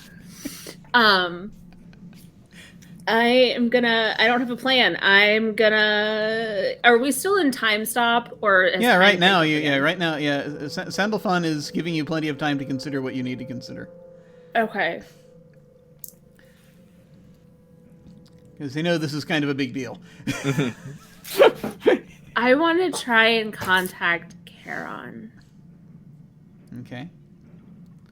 Like same way that I did before, where I like show up in the boat. All right.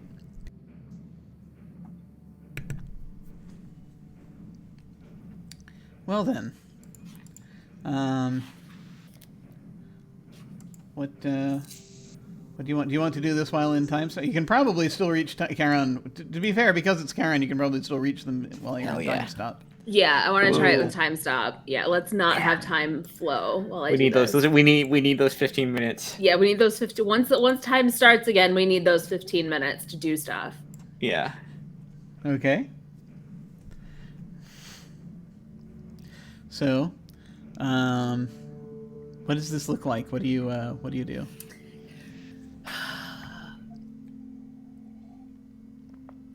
I have an oracle deck in my back pocket or in my bag of some sort. It's got it's specifically imagery of dead, macabre, like memento mori type stuff. Yeah. Is this the one you're not supposed to use in the catacombs, or?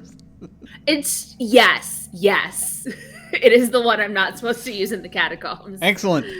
Yeah. Like gold edges that are a little bit dull from use. Like it's got a very probably cursed vibe to it. But like probable curse, not actual, but like in the wrong hands that could be a real bad thing to own.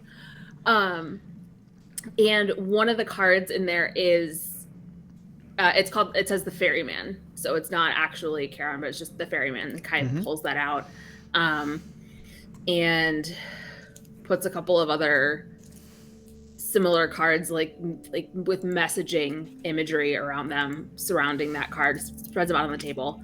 And focuses, just kind of goes like shuts their eyes, opens them up, and they're doing that same glowing all white thing that they did when they cursed what's her face, Ileana. She's a headless statue. I don't care what her name is anymore. And it just focuses, just absolute utter silence, and just the glowing white eyes staring at these cards that are on the table now. Okay. I would like you to please let it out. Yes. Yeah. Yes. Yeah.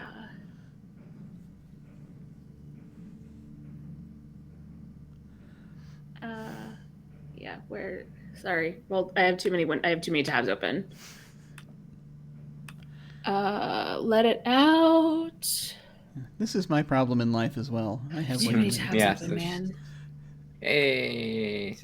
I'll take that 8. Yeah. All right. I will take that.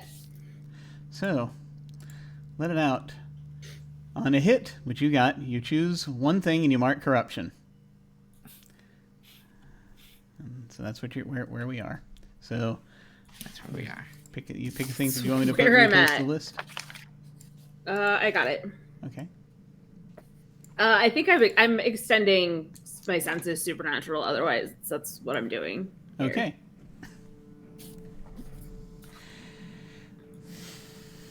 All right. So you reach out. Reach forth to try to get in touch with Charon. And gradually you feel this thing that's kind of like sort of salt air on your face. And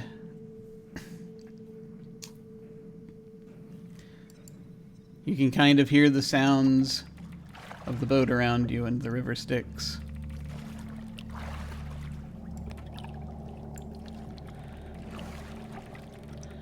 And it's interesting because, again, you're still sitting at the bar.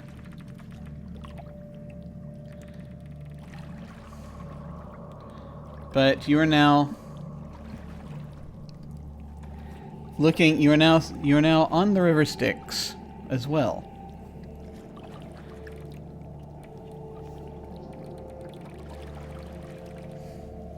And you see that as you were sort of trying to call out in a way psychically to Charon, you're in this boat. You see that this boat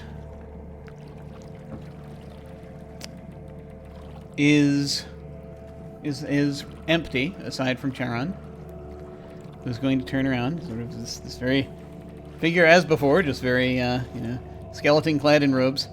Possibly. Actually, I don't think I ever specified that it was a skeleton. I'm not sure. Very thin individual at the very least. Skeletal, perhaps. I have to go back and watch that episode to remember how I described Charon. But you look around, and you see that the river looks a little different. Because this is now not the only boat on it.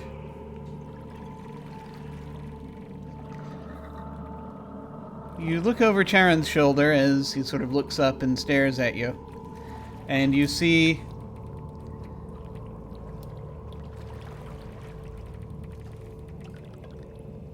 several ghostly vessels crossing the river with people and sort of armored individuals in them, rowing, heading across from the necropolis to head toward the shore where the Pantheon stands in this dimension. All manner of different kinds of ships, but most of them sort of look like the Greek vessels or the Roman vessels.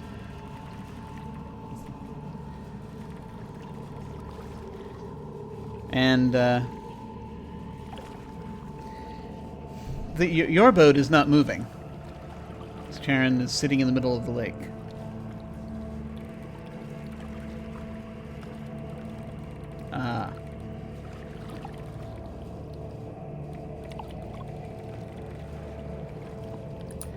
Come to witness the end. Have you? More trying to prevent it if I can.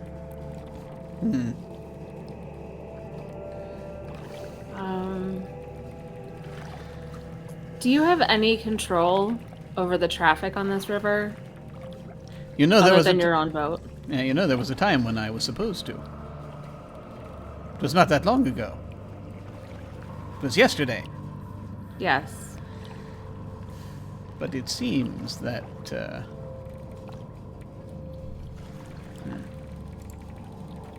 that has been that duty today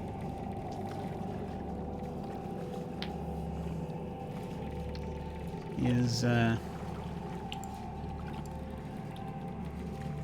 seems that duty today has been preempted by Hecate. What do you need to get that power back? Now, I mean, instead of just waiting until tomorrow. Yeah. right now?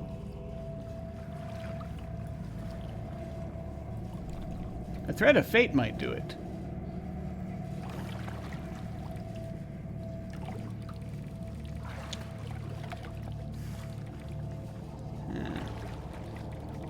Let me think about this. There's something I'm trying to figure out how much Charon knows about and how much Charon can tell you. Okay. Perhaps, I suppose. If we were even thinking about doing such a thing, which is... It would be, it'd be a bit of an upheaval. Right. I mean, what do you call what's happening, though, if we're being honest? Bloody disorder is what I call it. Another word for upheaval. You know, synonyms. It's fair. It's fair.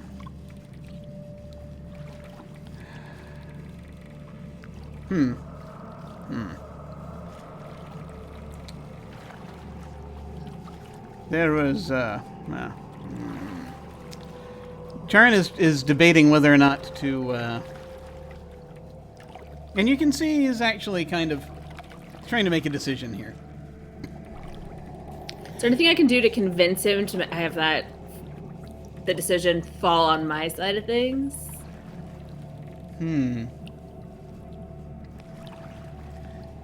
I mean, I know I'm rather new to this whole Pythia business. You know, again, it was yesterday. A lot of things happened yesterday. But, seems to me that the point of having the Oracle is so that we can see these things coming and do something to stop them. That's what I'm here to try to do. We can't stop unleashing Abaddon. That's literally cat's out of the bag on that one. But we can still, I think, stop the destruction of Rome if we stop these boats. I see.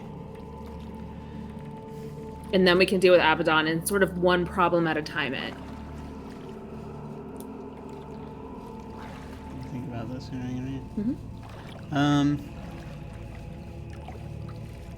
This might work as a figure someone out, actually.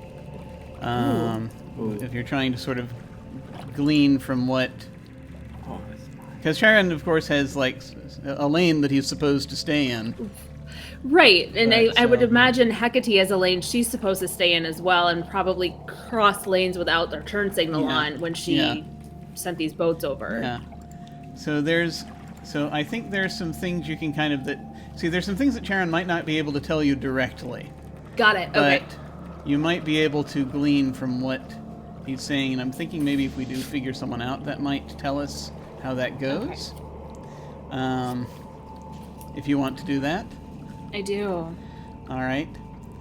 In this case, it's you're rolling with mind, and we'll see where this goes. Oh, okay. Okay. 7. Ooh. On a 7 to 9, they hold 1 on you as well. Okay, so you can ask 2 of these questions, and Charon can ask you a question.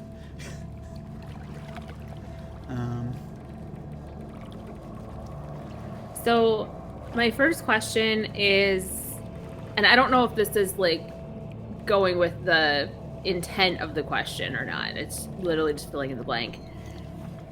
How could I get your character to control the river Styx again? Okay, yeah, and we can warp these a little bit as needed. Yeah. So he mentioned a threat of fate,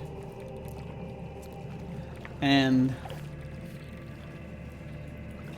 in this conversation you're having, sort of the way that he said it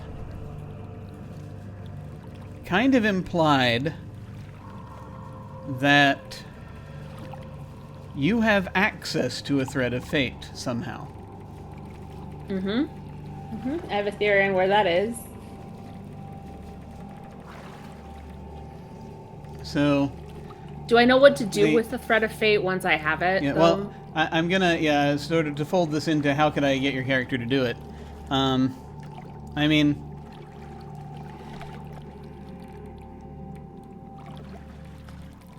you know what to do with the thread of fate once you have it? You may need help, perhaps, or you might be Okay. able to figure it out. It just depends on how well you're able to get in touch with your Pythianus.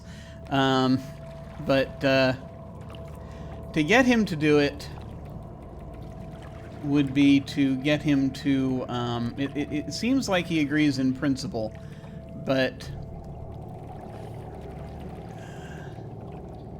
I think that he needs to be on enough solid ground that this is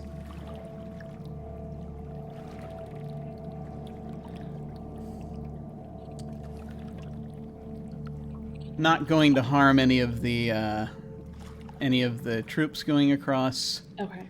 And is actually just going to...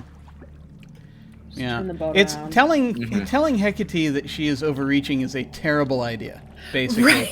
in any reality. So Hey, Hecate, you overreached there just a little bit. Dial it down. yeah. Don't ever tell Hecate to dial it down. But something that would basically...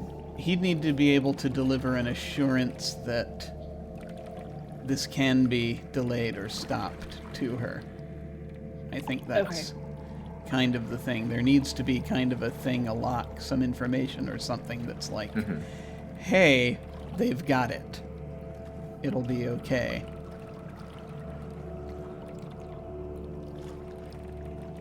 Okay. So that's just the one question. So we would basically, so it's the threat of fate would do it.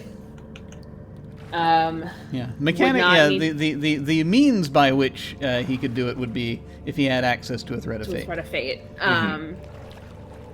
He wouldn't be able to harm the people in the boats, the kind of undead army. We wouldn't want that. Right. And some assurances to give to Hecate that we've got it under control, that her undead army is not actually needed. Yes. Okay.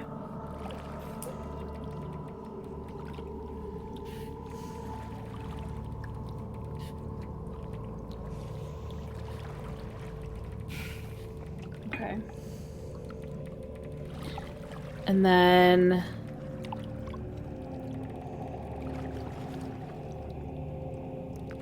what does Charon worry might happen? Well, among other things, I mean, Charon worries that basically Hecate's just going to decide it's most efficient to just take over Rome and rule it as a new necropolis.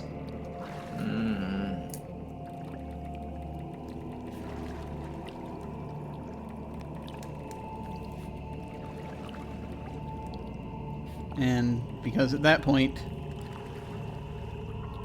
the flow of things now, the balance of kind of the universe changes, and then also he's out of a job.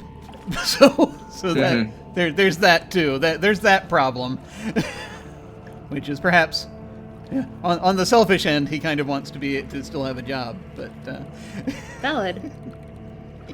Gotta keep that health insurance, man. exactly. Yeah. He has health insurance grandfathered in from thousands of years ago, and if he lets that lapse, then he's got to get the new crappy one. And With the pre-existing conditions and all that jazz. I mean, yeah. He's got a dangerous job, all that. Yeah. He works in one of the most dangerous places in the universe. Life insurance premiums have to be outrageous. They are.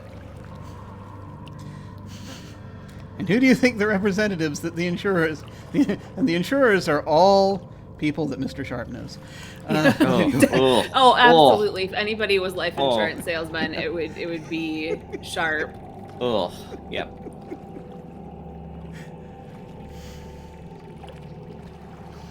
Okay. All right, those are my two questions. Let's see.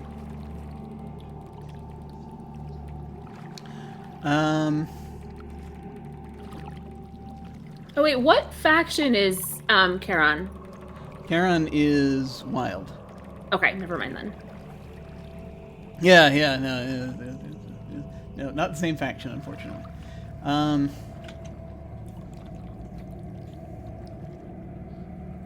I think Karen's question will be,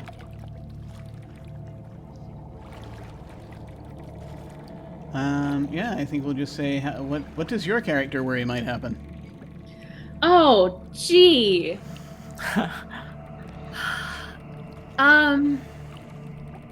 Worried that the vision's actually gonna come true. In its entire literal form. With explosions, fire, death, screaming, all of that.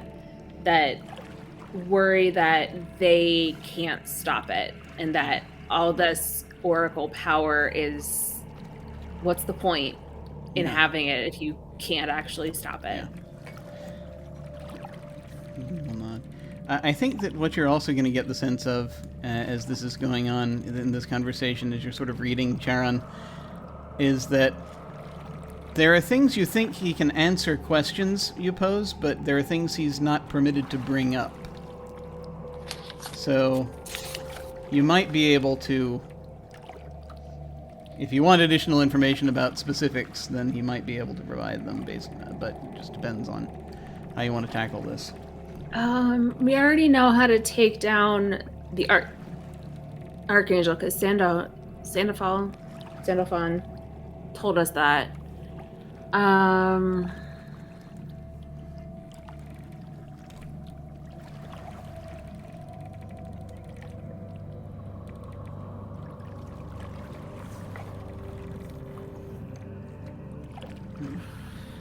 I mean, it's like if you want to ask him further questions about this the thread of fate that he's talking about. That Oh yeah. That might be basically. That's the thing he's not allowed to talk about directly. Thank you. Thank you for prompting me there. All right. So this thread of fate. Mm-hmm. I've got one, or I have easy access to one, right? Well, I don't see one on your person at this time, but right. I mean, there's I this suspect. This was off the rack. Well, yes, that's correct. That's exactly right. Okay. You've gone off the rack, and so it's a funny story. Some time ago, there was I'm not one much to gossip, but it seems we have a bit of. I have a bit of time right. We have a moment. I have a bit of time right now, so I heard this interesting thing recently from.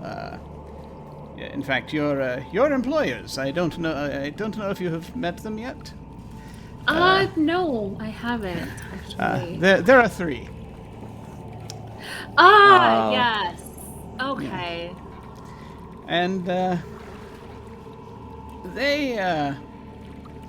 thing happened not too long ago, where one of them, who was something of a starter of the things, that brings the projects forward, shall we say, found that a certain length of thread had been taken and stolen. For what purpose, I cannot say. But there is a rumor that the one who slipped into their workplace and purloined this item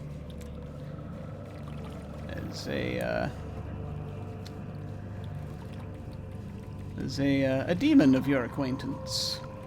Yes, I believe I know where this thread is. Yes, it was. We could not prove anything, of course. Of course not. This was something that upset them. Understandable. Theft, never something enjoyable, unless I suppose you're the one doing the thieving. It occurs to me that were it returned, they might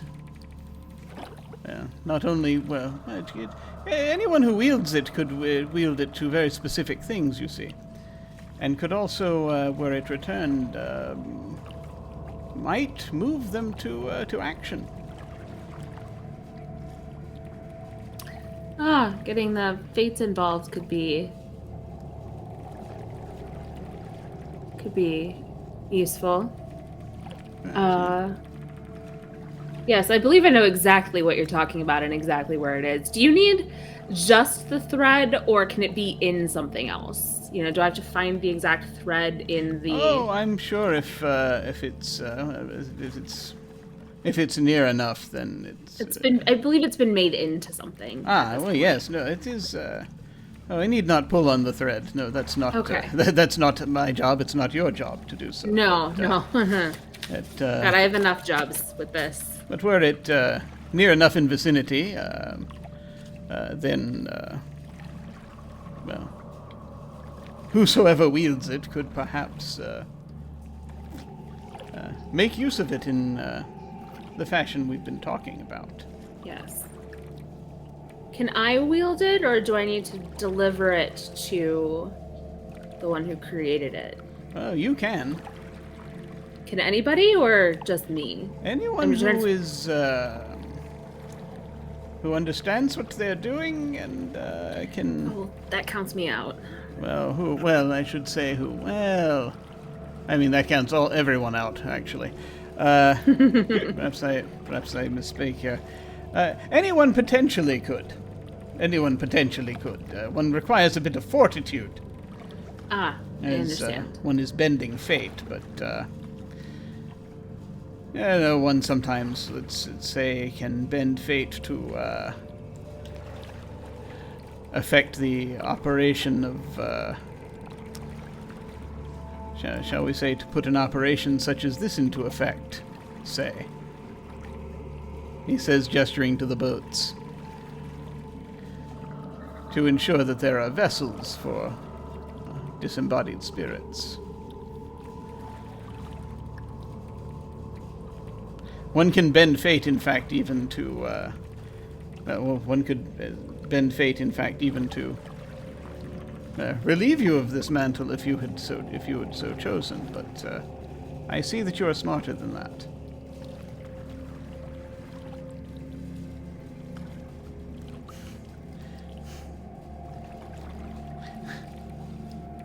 I think you may be muted. I'm muted. Yeah. Thank you. For a moment, I wasn't sure for a while. I thought you were just sort of like no, sort of cursing. They were into actual words. Sorry. But yeah, I'm not sure it's necessarily smarter as much as it is, accepting the hand that fate, as it were, has dealt me. The thread of fate. Can the thread of fate be used independently from the other things? Like the convincing Hecate that we have it under control? It can be used for quite a few things. Is it a one-time use object? Wouldn't be terribly useful if it were. Yeah, I didn't think so, but, sometimes these things... no, only its use comes to an end at a very specific point. Okay. And neither of us has the ability we are not to in do control that. of that, Yeah. no. So in theory, we could use this thread to stop Abaddon and then also turn the boats around. Potentially. You might be able to use it to perform some kind of thing, some sort of binding or some other thing. It depends on how you wish to use it. We have a couple of problems facing us and want to make sure that we can solve them both, Of course.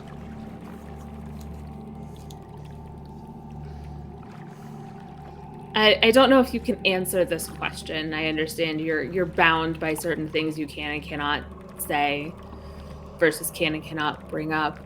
there anything else about the threat of fate that you would like me to know? No. Yeah, your question about Abaddon is actually very interesting. You know that Abaddon wields a blade of the void.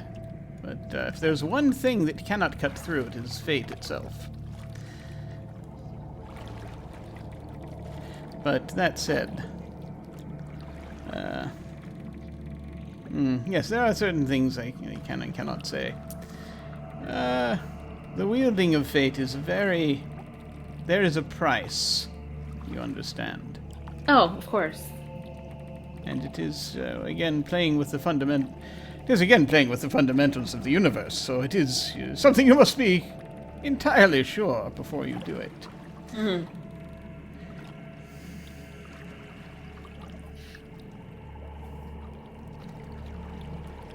All right.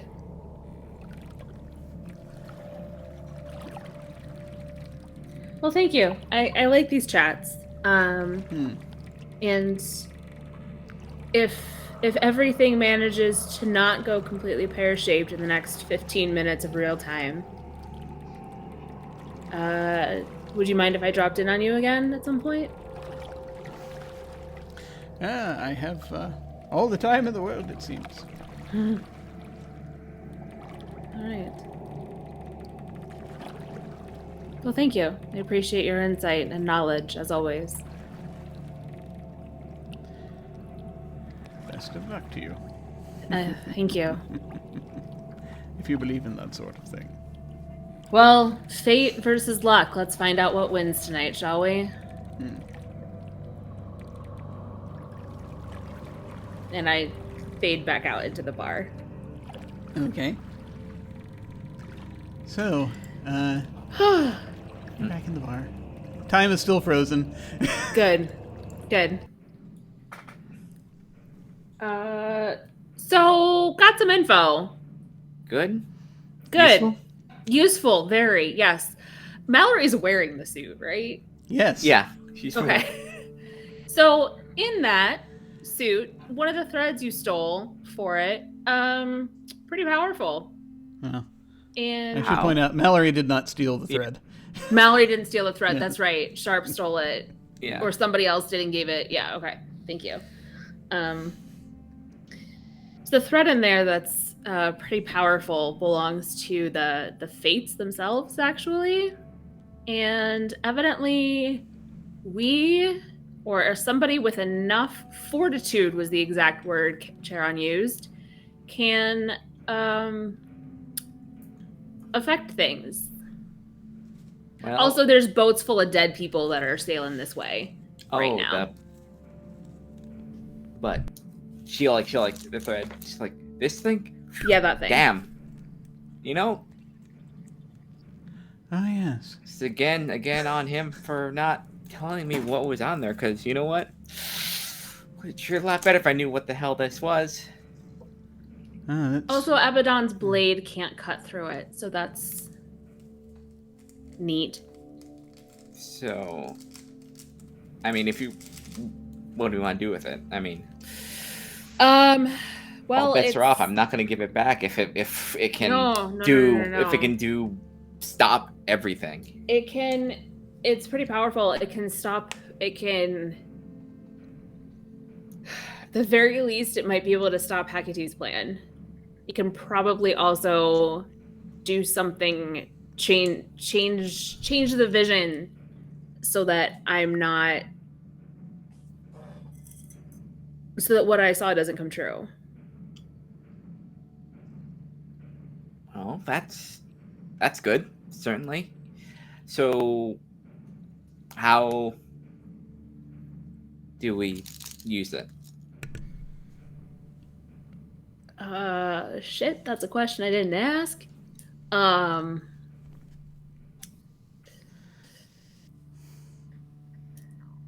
Why was that not a question I asked?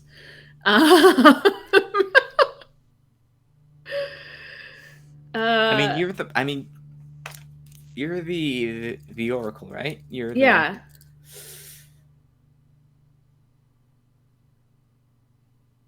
Do you want to?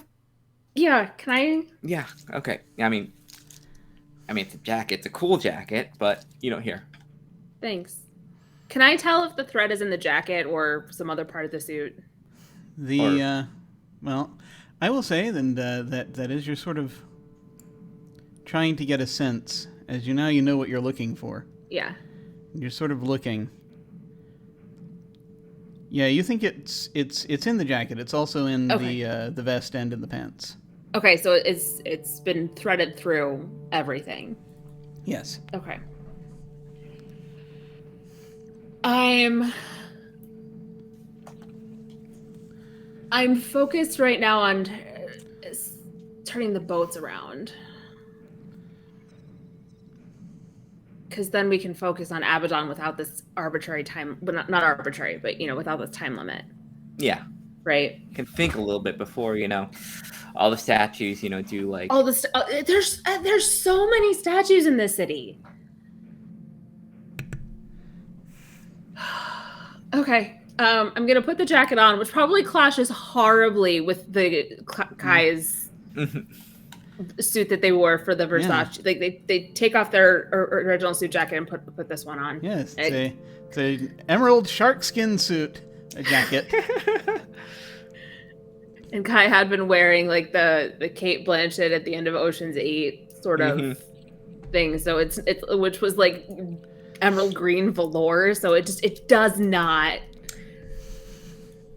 match. Well, it's at least kind of close to the same shade. It's the same color. It's in the realm of... It's more color coordinated than anything we saw at the Versace Gala tonight. This is true. So we put the jacket on, and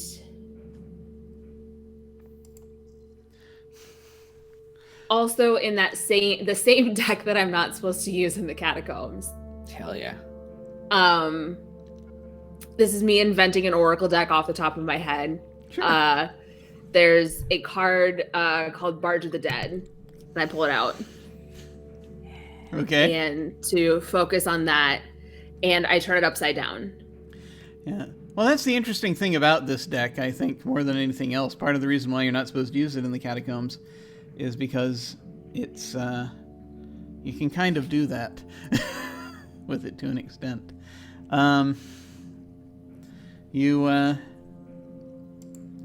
Okay. And so you want to use the card to manipulate the barges so that they will turn around? Is that what we're doing? Yes, which is why I turned it upside down. So between the thread of fate in the jacket and the card, the card in reversal to turn the boats around. Okay. I would say Sandalphon is fascinated by this process as you sort of sees you figuring out what to do with the jacket. I don't blame them. So let's see how this goes. Oh God! I imagine what's coming next, right? Let it out roll. Let it out.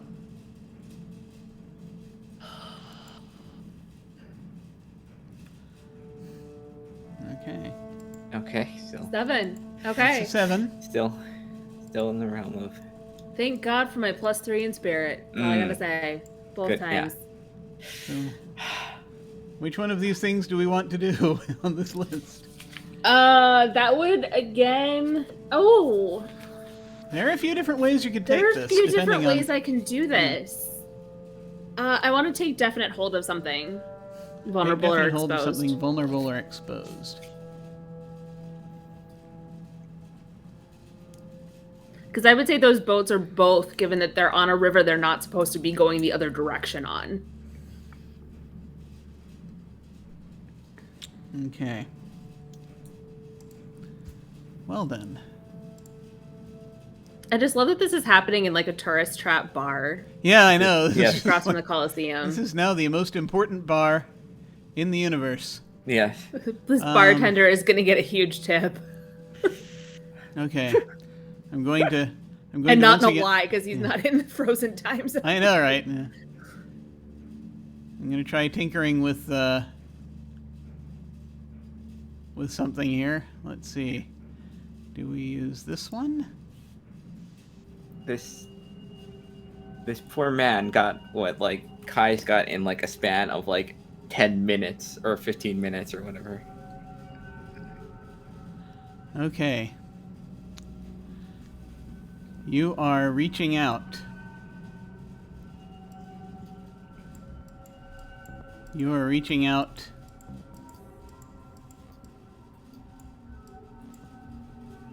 back through into the underworld. Envisioning it.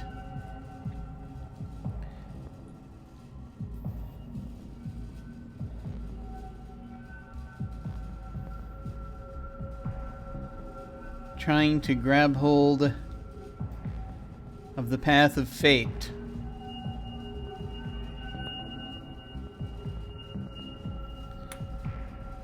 And this is a thing. As you're reaching, you realize that you're starting to see, as you see these ghost ships heading toward the shore, you can see the lines of fate running through them. Not exactly like the same thread that you are wearing, but connected to it. This hurts a bit. This is like trying to load an entire library into your brain at once. But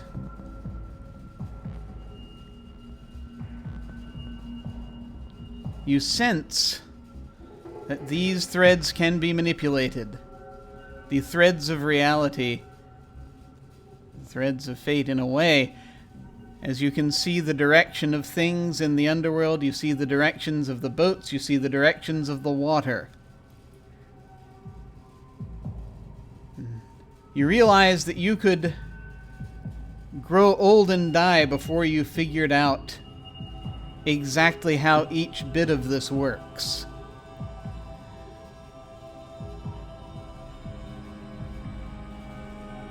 So, perhaps the simpler the better. You can reach forward and grab pieces of this and try to manipulate it. What do you want to do?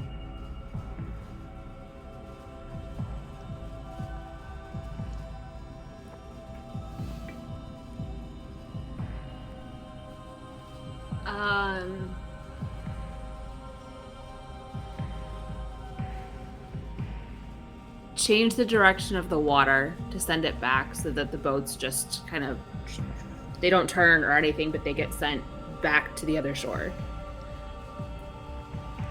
You are trying to grab hold of the direction of the river Styx and send it flowing the other way.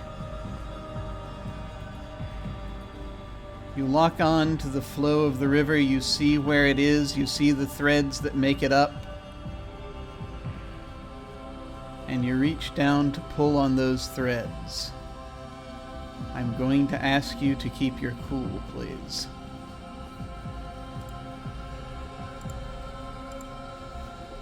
Eight.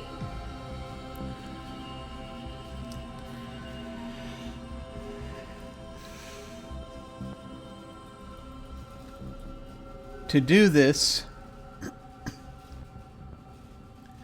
you think you can manage it. You can change the flow of the river. But it's going to scar you in some way. That's fine.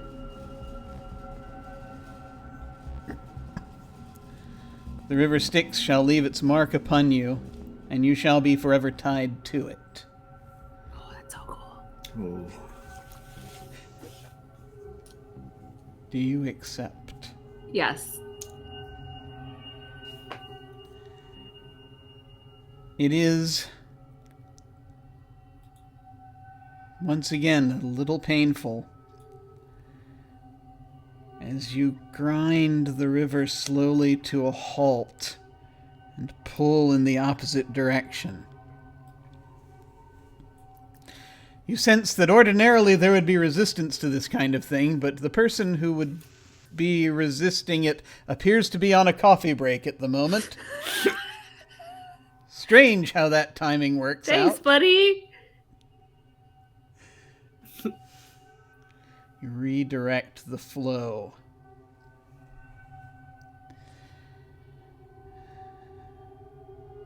Now, here is the thing. Before we finalize this, it is going to be debilitating and there will be a mechanical result. Okay, that's fine. Just so you're aware. Mm-hmm. The river stops. The boats are there, dead in the water, looking like an ancient mariner armada. And then the river pushes them back.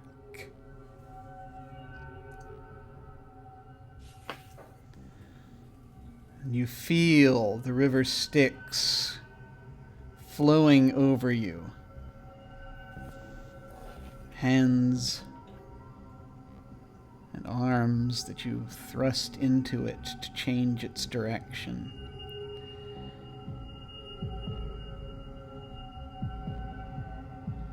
It's almost like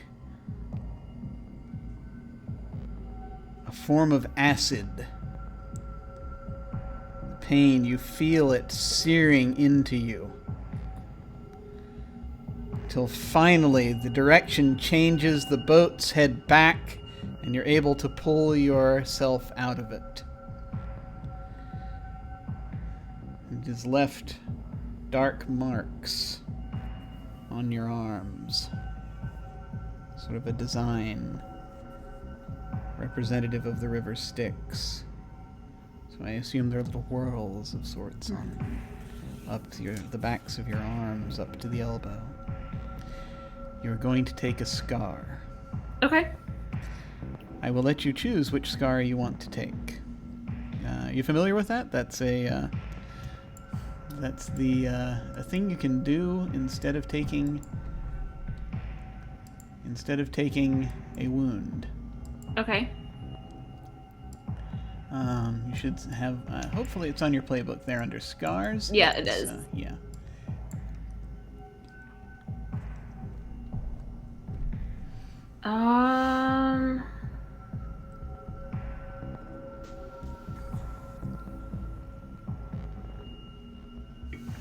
I think disfigured makes sense for this.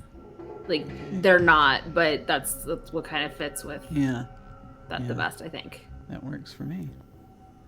So that's -1 to your heart. Which is now -2.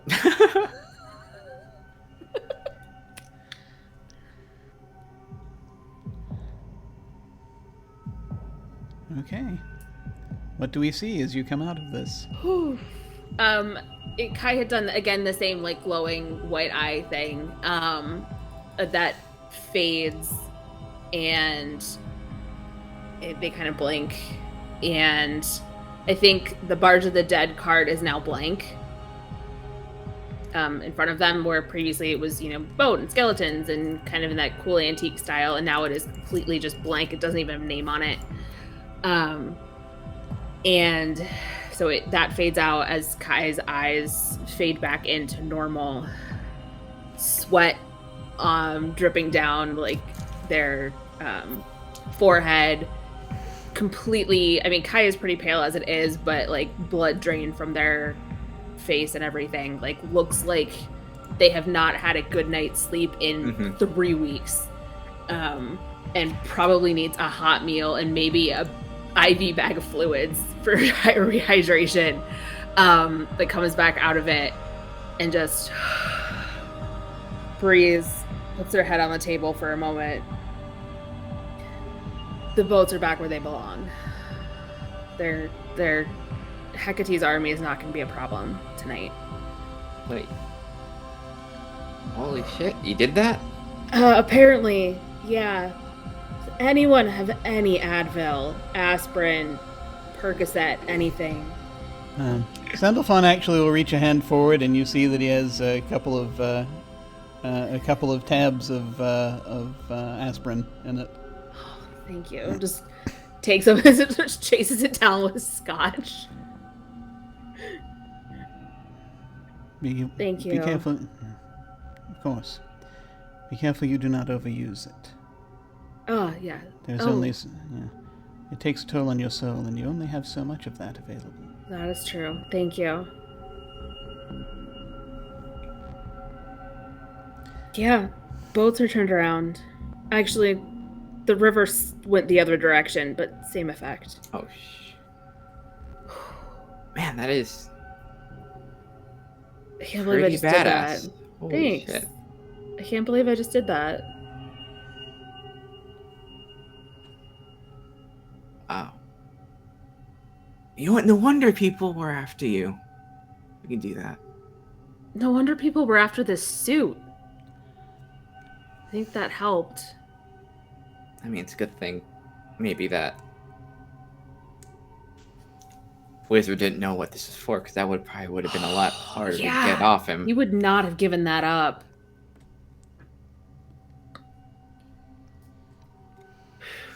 All right, well, one problem down.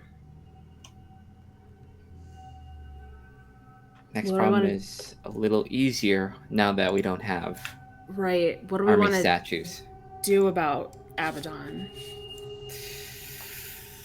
I mean, we can try the talking down. I think we tried the talking down. Talk them down. And then if things go bad, we have... We have two backup plans. We have backup plans.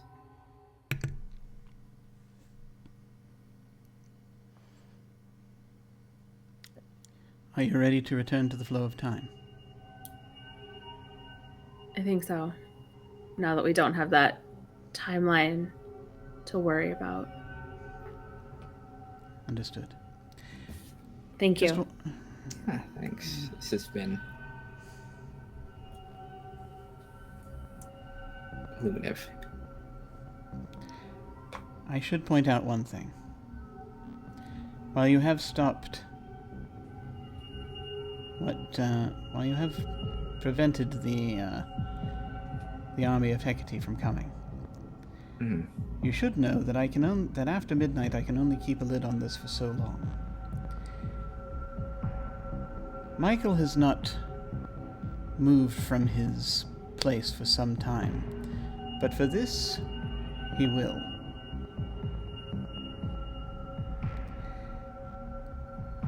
I don't see the city faring much better than it would have otherwise, had the conflict continued with Hecate's army. As I said, I shall keep a lid on things as long as I can. But once you return to the flow of time, I do urge you to hurry. I mean, it's not like we're gonna go home, go to bed, wake up, do it in the morning sort of thing.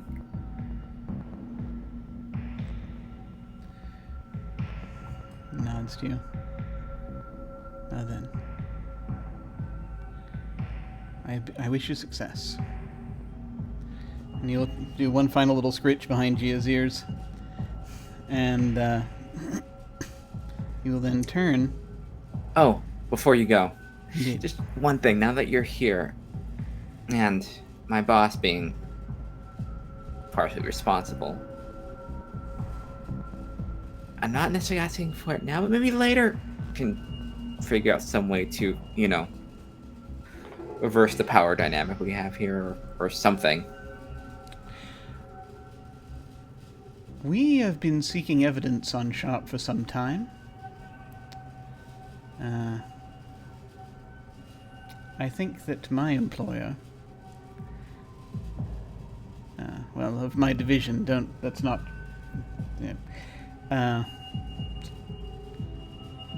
my employer could see to it that, well, I don't know if he'd refer to it as his employer, because it's actually more of a, superior. There we go. Mm-hmm. My superior could see, might be able to see see to make an arrangement should you be able to bring us intelligence on the intelligence we seek on Sharp. We could, provided that provided Wormwood approves, we could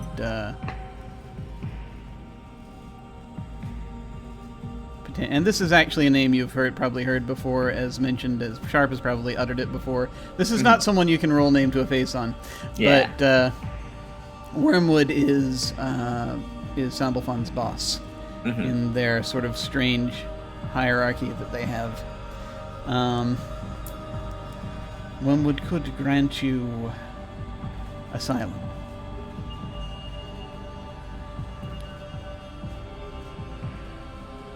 Remove you from Sharp's influence.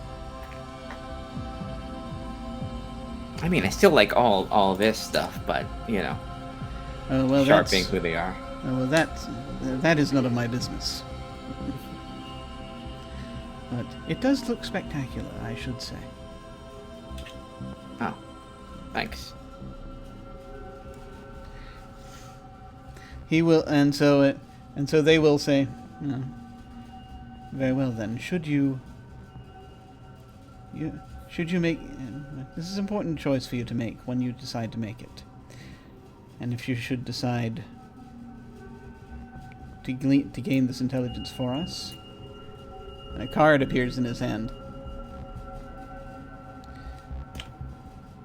This is perhaps more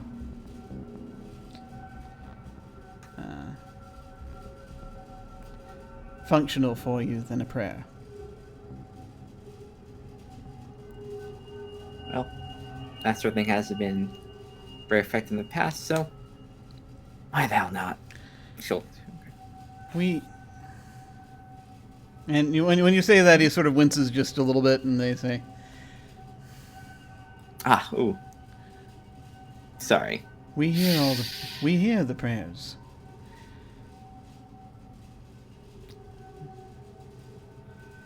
Isolating them from the cacophony does take time. And effort. But we know what to look for. Until we meet again. And Sandalfon will turn, head out the door. The door will shut. And the TV you hear back on. You hear the locusts outside. They're buzzing a little louder now. And from the floor, the bartender is like, "Is anything happening?"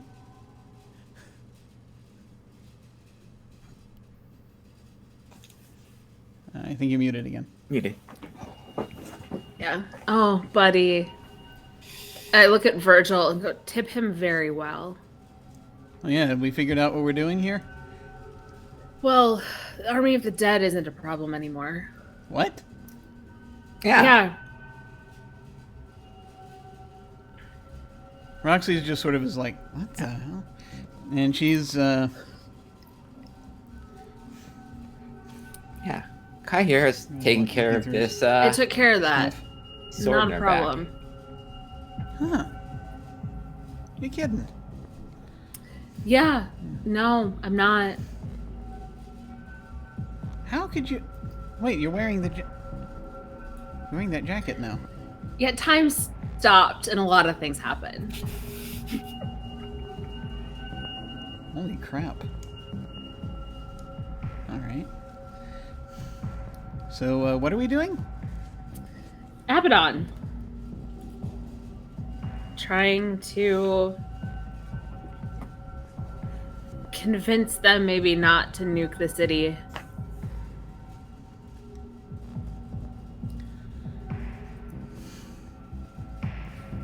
And some backups in case that doesn't happen. Oh yeah, we got 2 backup plans.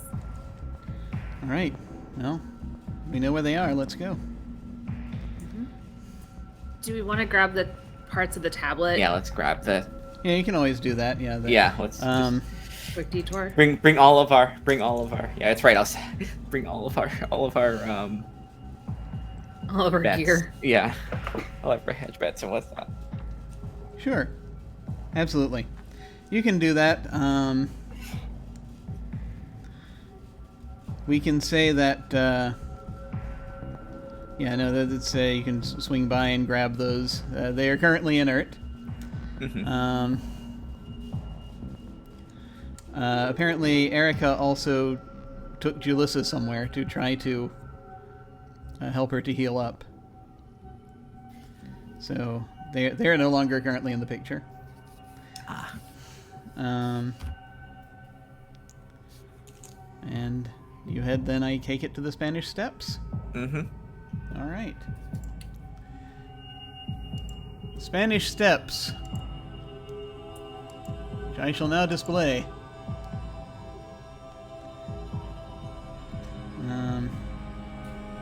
Presumably that worked. Yes, it did. Excellent. Yeah. Ooh.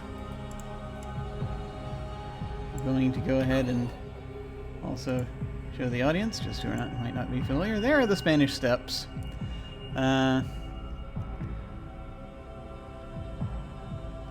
As they appear. This is in the North Center District. I don't know if I have the precise location of it on the map, but it's up in that district. You race up there.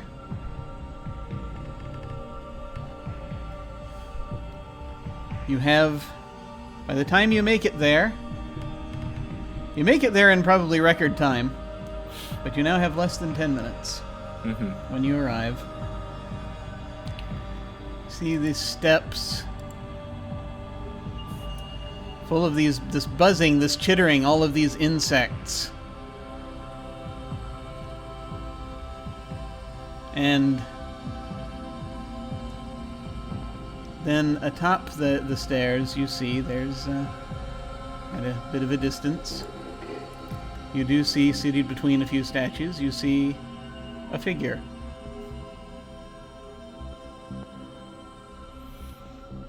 Just sort of sitting there.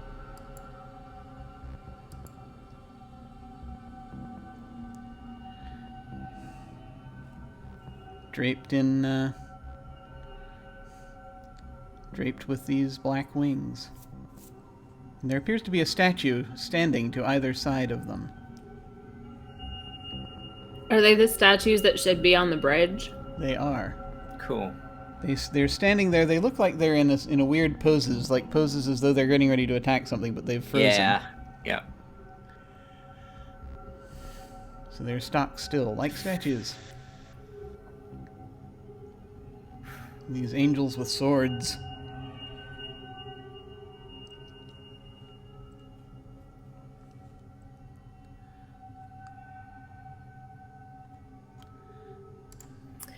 All right. Okay, I guess there's no pressure or anything, I guess, huh? Nope, none at all.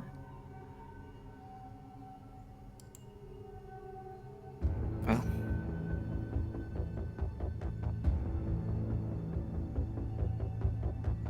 No point in stalling.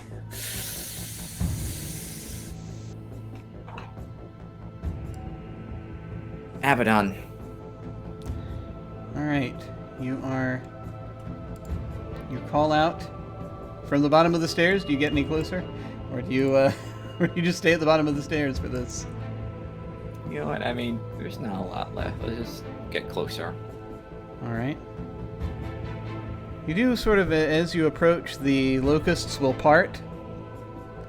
That's not creepy. To allow you up the steps. See this figure. They have it's a somewhat unruly, dark hair. And their pale, thin features that are still very elegant looking, very, very beautiful looking. There's this slight sheen off of them. They've acquired. They're wearing sort of very simple, kind of sort of like a white clothing. It's kind of like tunic and trousers, basically, type deal. which you're not sure if they were wearing that when they first emerged, but at this point, it's who knows what they are capable of changing. There are a couple of things as you get closer. You see these two angels again, these two bridge angels that are like there stock still. On either side, you see darkness in the air, void, pure void, like mist curling around and above. Not down touching where Abaddon is, but above them, swirling. And you do see what looks like one of the people who someone who looks like a public service person, one of the someone who takes care of the various monuments, the various statues, just sort of lying kind of at their feet. It's actually sort of casually strewn across the top step, actually. Just kind of lying there.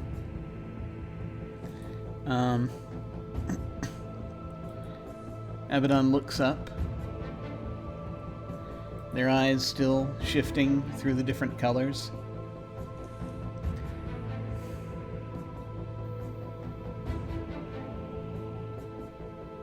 It is a strange language, they say, in perfect Italian.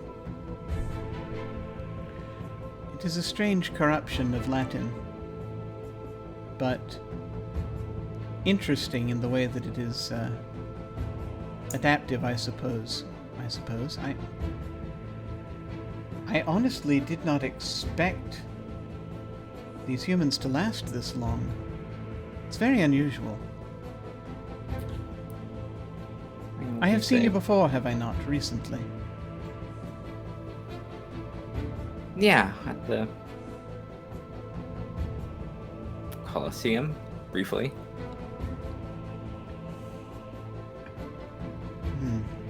This world has changed very much. At least that's what, from this one's perspective, they say, gesturing to the body. Mm-hmm.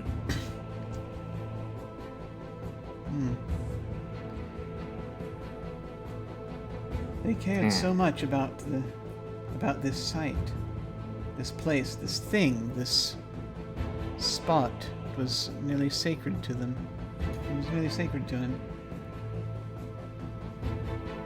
It's unfortunate.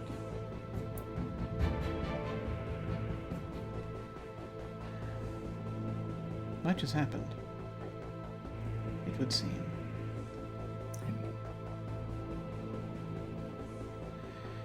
I don't know if I like it. I do not know if I like it. This place. It is in some ways the same as it was, but in other ways different.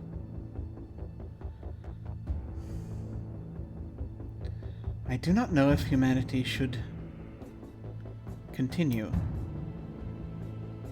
I did not think it should, but I have had quite a lot of time to think.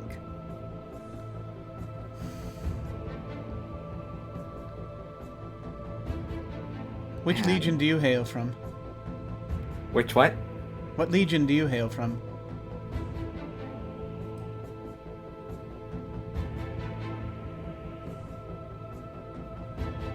And, None, I guess. You just sort of gesture. I think I recognize those marks. Just sort of looking at you. Yeah. Employed. Ah. Yes. Ah, yes. Him. He did take a number of humans for his various selfish practices.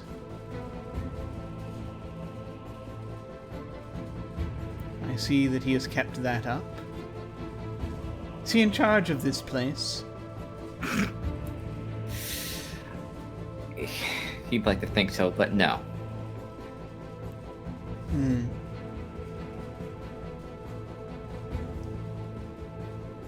There are What many do you- people Hmm? in charge of this place now, it seems. Do you wish me to expect that the mortals are sharing power? I mean, weird it is, that seems to be what has happened up until, They have all learned this. to share power. Share is a strong word. I would mutual self-interest is what is more along, Their More or less stable. politics have continued a bit unabated then. but yeah, unfortunately, but keep things standing, and Of course. Of course, keeps things running.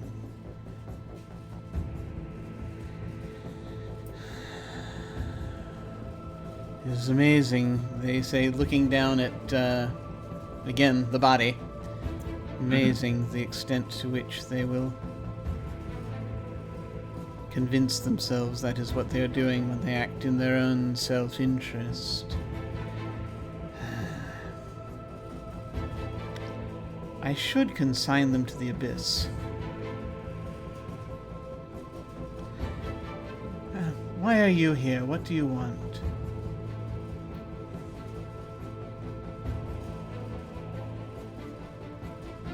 to make sure that doesn't happen.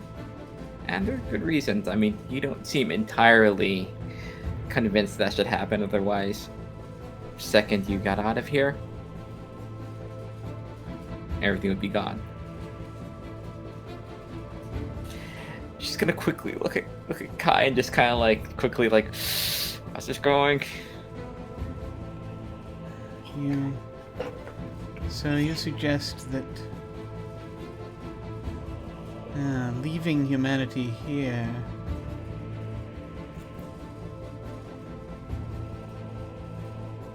helped keep things running down there. Is that what you're suggesting? Huh. And I don't know if anyone exactly what do you want? Not in necessarily like I want this to be the abyss, I want humanity in the abyss, but ideally, what do you want?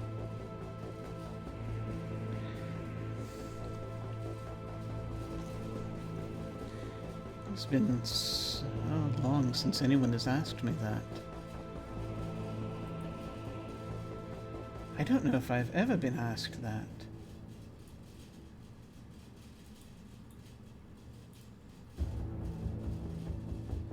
What do I want?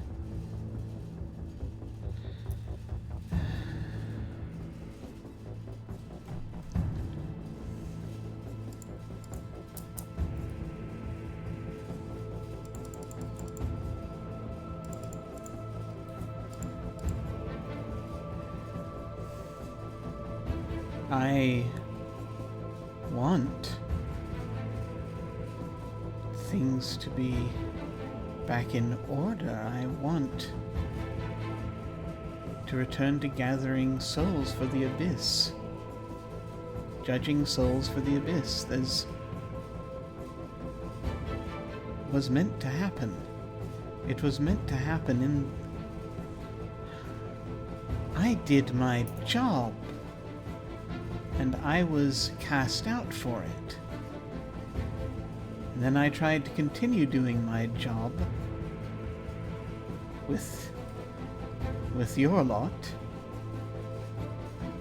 Everyone kept using the abyss as their own personal jail. It's a mess, look at it. They say, gesturing up to the swirling chaos of void above them. Mm-hmm.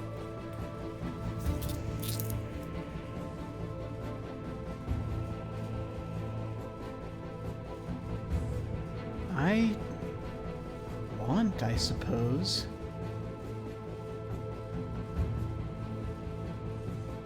to bring things back into harmony.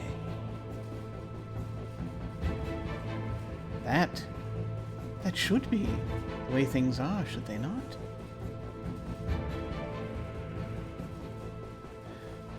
Consigning those souls that must be sent to the abyss, and no others.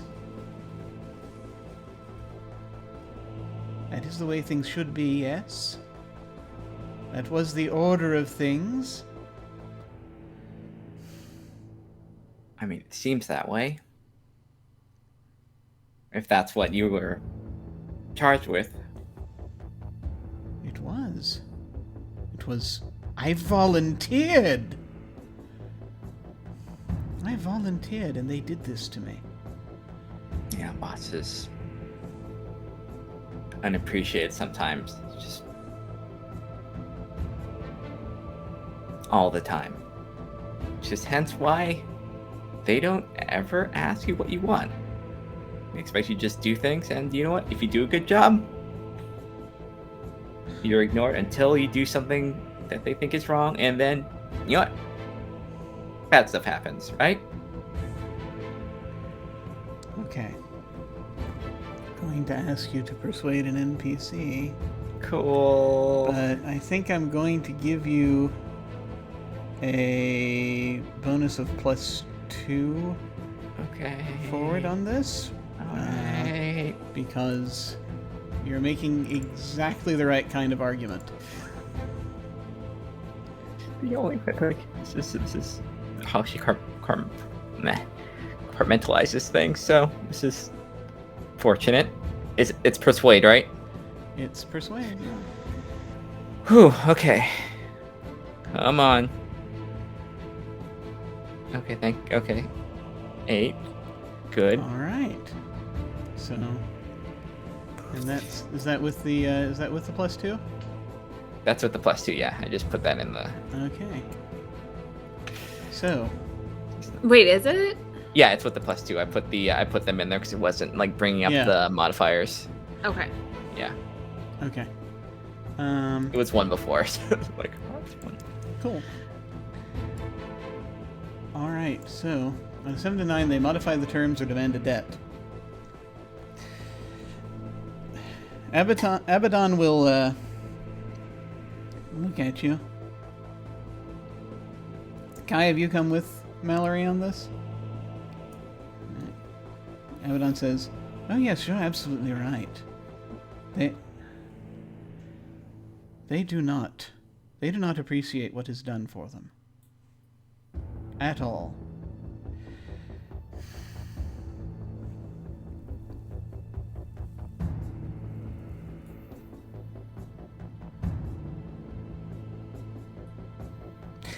Would you be willing to assist me with this?"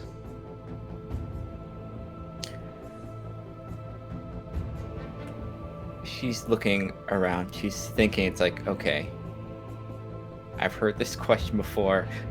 This is how I got where I was. So she's like, okay, I gotta ask. I think, okay.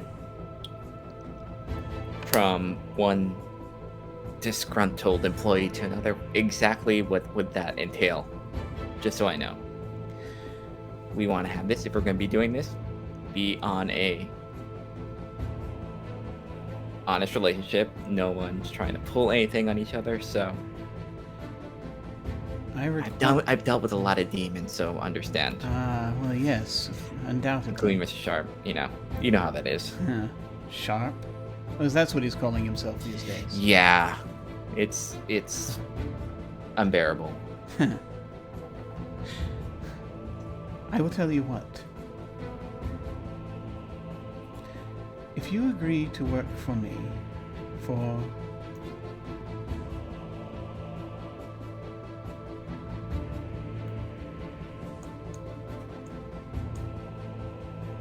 a limited period, then say perhaps a year and a day, perhaps. Work for me, help me to understand the ways and bring me up to, what is this the expression? Bring me up to date with the ways of things here, so that I might have better guidance in my choices of those souls that must be consigned to the abyss. You do this for me. You agree to do this for me, and I will tell you your employer's name.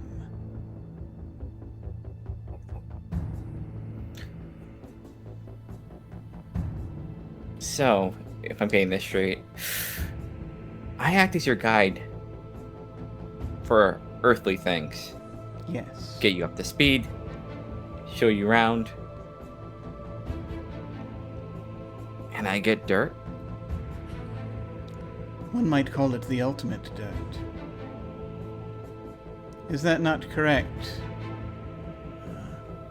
And they say, turning to Kai. Is that not correct, Pythia? It is. It is correct.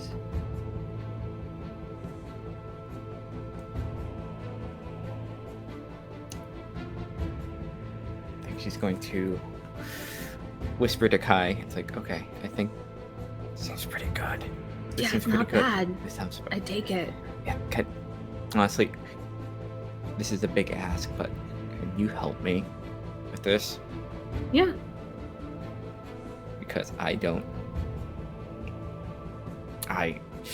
want to give him the wrong idea of how things work, and I think if we both work at this, we'll kind of Make sure they get the real picture. 'cause Yeah.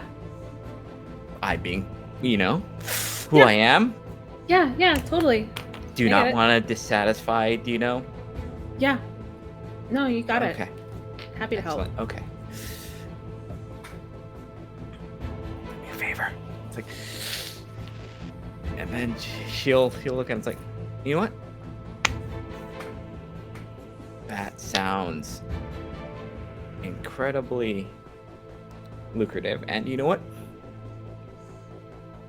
Unlike my previous boss, this will be fun. I will be, excited to show you around, because as much as he claims that he is on top of things, he's incredibly old-fashioned, and it's honestly, it's the worst. Hmm. And I in can fact, he definitely is sympathize. unwilling to budge, so that makes it worse. But if you want to learn as much, who am I to deny that? They will stand up and sort of drift forward toward you. They're walking, but they step toward you. The pact is made then.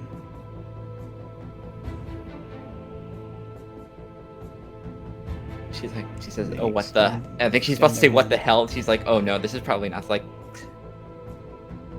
sure, let's do it. So, the hand that I have to ask you something real quick. So all of your sharp tattoos are down one arm, is that right? They're kind of all over the place. All over the place? Okay. It's like there's less on the arms and more of like chest going kind of down, back sort of thing. It's like more torso. Okay. When you clasp hands with Abaddon, you feel a surge of energy for a moment race up your arm. Like kind of a white-hot needle for just a moment, Yeah. as a new symbol emblazons itself on your bicep.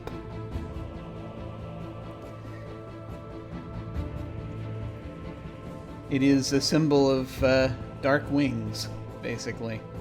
Hell yeah. Abaddon smiles, leans forward, and will whisper to you. His name is Toroth. Oh. That's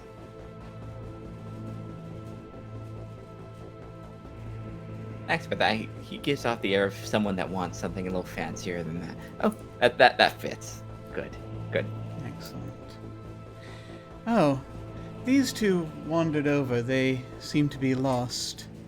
They're very elegantly made, a little bit inaccurate, but they are interesting in that.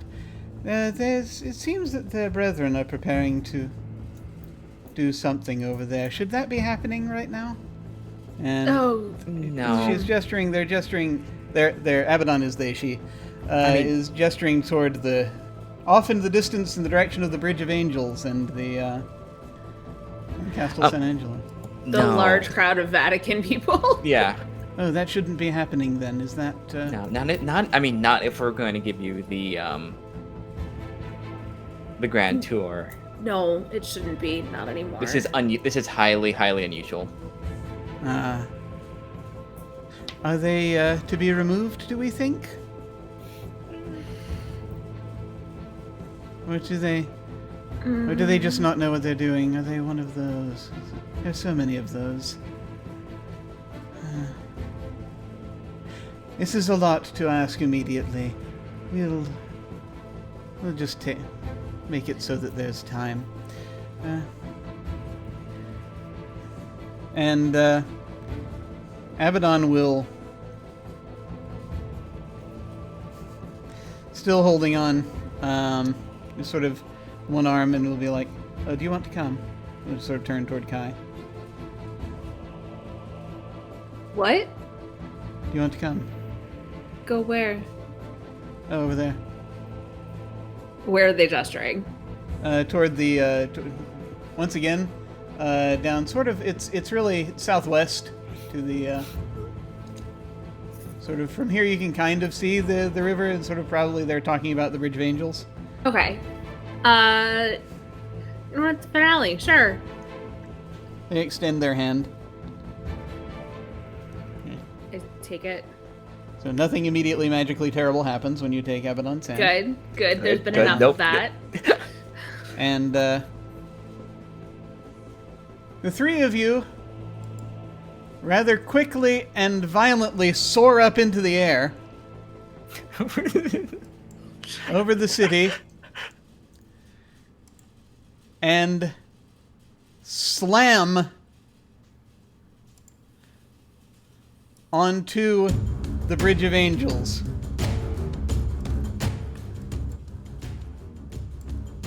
Where Abaddon looks pointedly at both sides. You can almost hear a clock chiming midnight as they do so. The angels on the bridge turn. She sort of looks at each one of them and they freeze.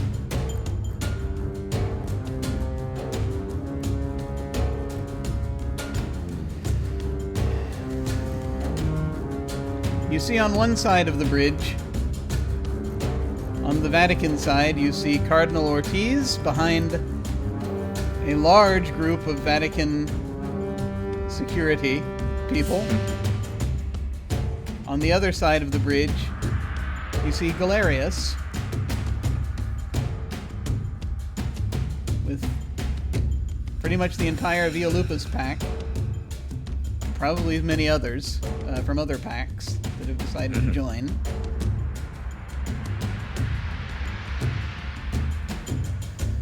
He sort of looks back and forth. I understand you lot are operating under the law of retaliation? Is that what I heard? Did I hear that correctly? You still have that? Your Lex Talionis? They sort of are just sort of looking, they say nothing. They're like slack-jawed, both sides.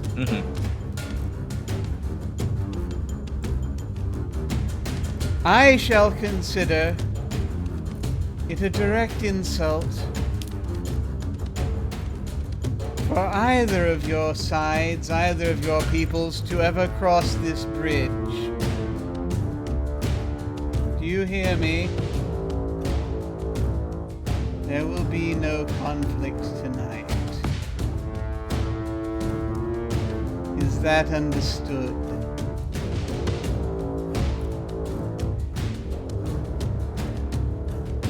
One side is doing a lot of praying. The other side is doing sort of like a lot of shuffling back and forth.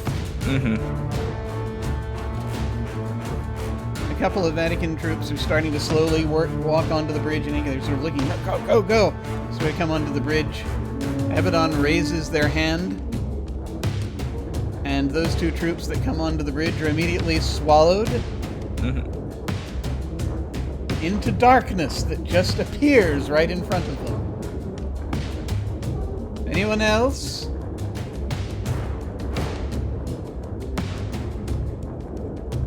Be good now, I should be watching.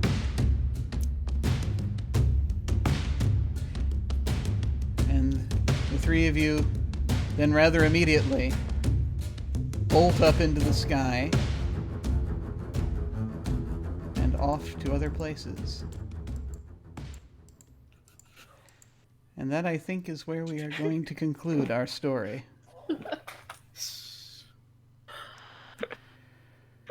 Oh boy. Cool, we get to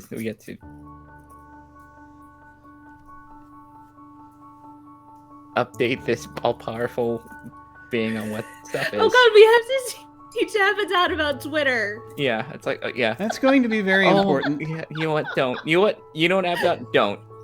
It's gonna be gone in like a couple years. Don't.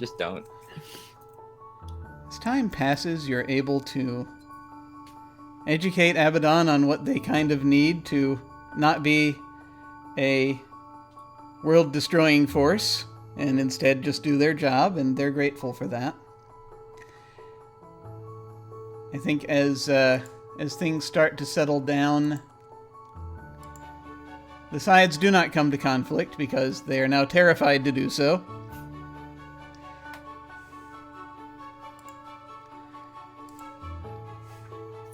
I think that there are so many factions here, and I'm not going to go over what happens to each one of them necessarily.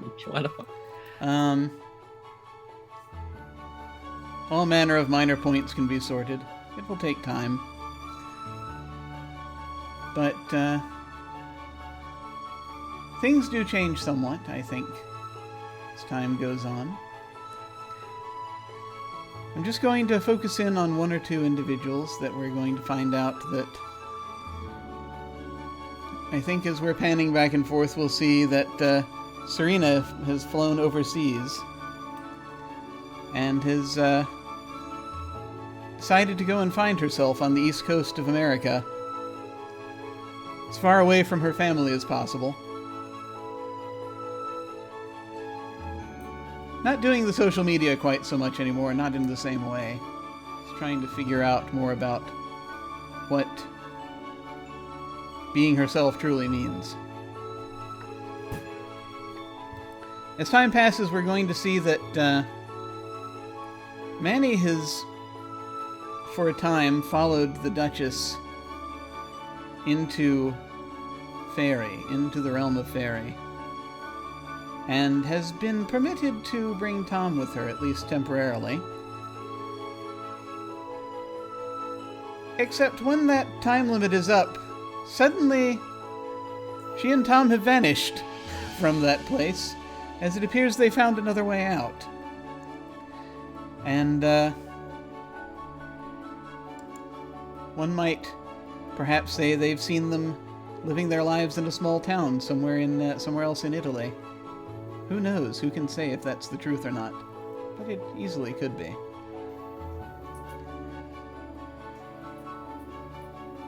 As this tale comes to a close, I'd like to know, as a coda, what we see of Kai and of Mallory.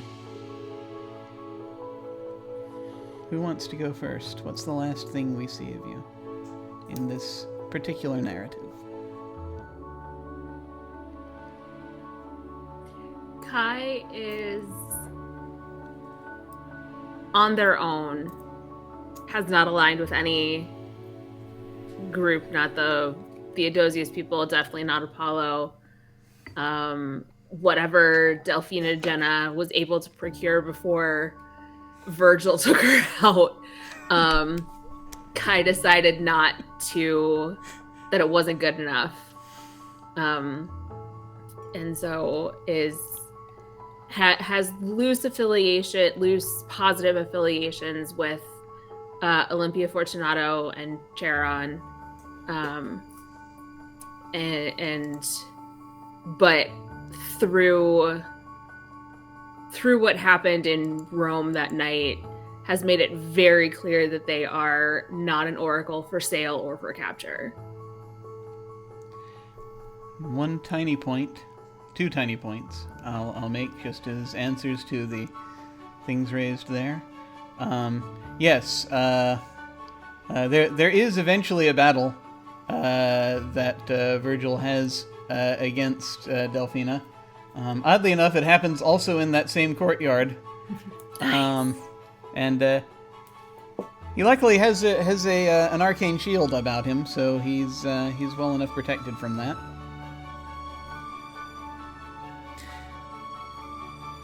And that allows him to scratch something off his list. I will say that Olympia will, in not too much longer after you hear these things have happened, will reintroduce you to a couple of people that you thought you knew already. Ada and Priya, and also Fabia, after they're able to get a hold of the right people to unfreeze her. And apparently they work for an organization called the Circle of Delphi, and are really big fans of yours. Excellent. I found my people. What is the last we see of Mallory in this tale? I think first thing after her, after the whole Abaddon temporary job thing, she goes to Mr. Sharp and tells him where to shove it, and she now has leverage over him and tells her she quits in a less than harmonious way, let's say. There's a lot of birds being flipped and stuff like that, and stuff being thrown. But I think she, now being somewhat of a free agent, possibly acts as